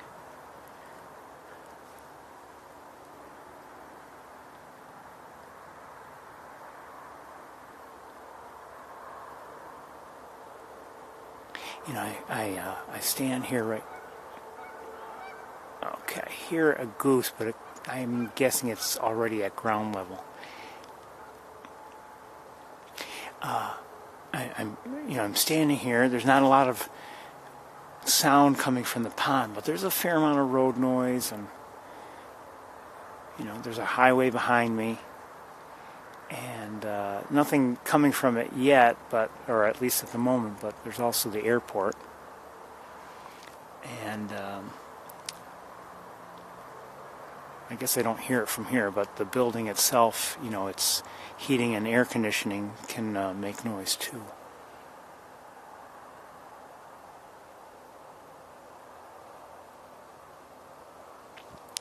I should probably close up. I don't think we're going to see too much more, and even if a few geese come in, we probably won't see them very well.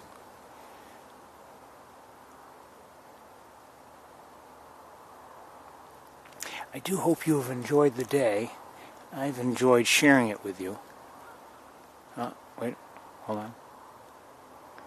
Did I hear a goose?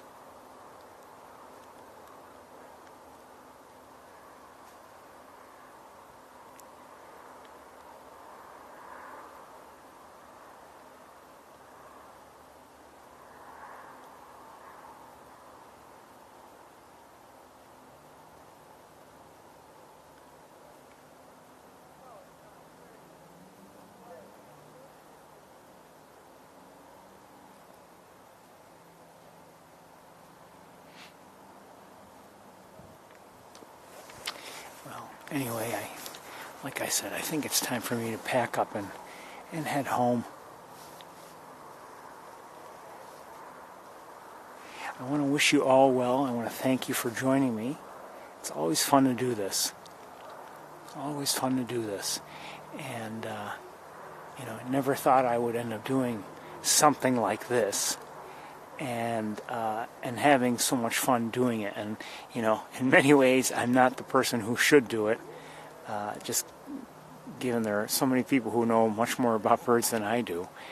But I think, until they realize it, their loss is my gain, and I'll continue doing it as long as I can. One second.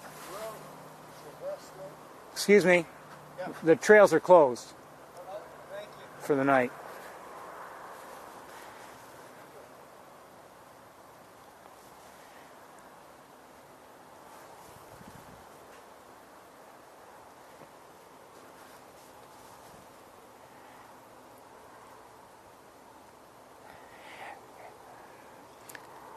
Well, anyway, so as I was saying, it's time for me to pack up.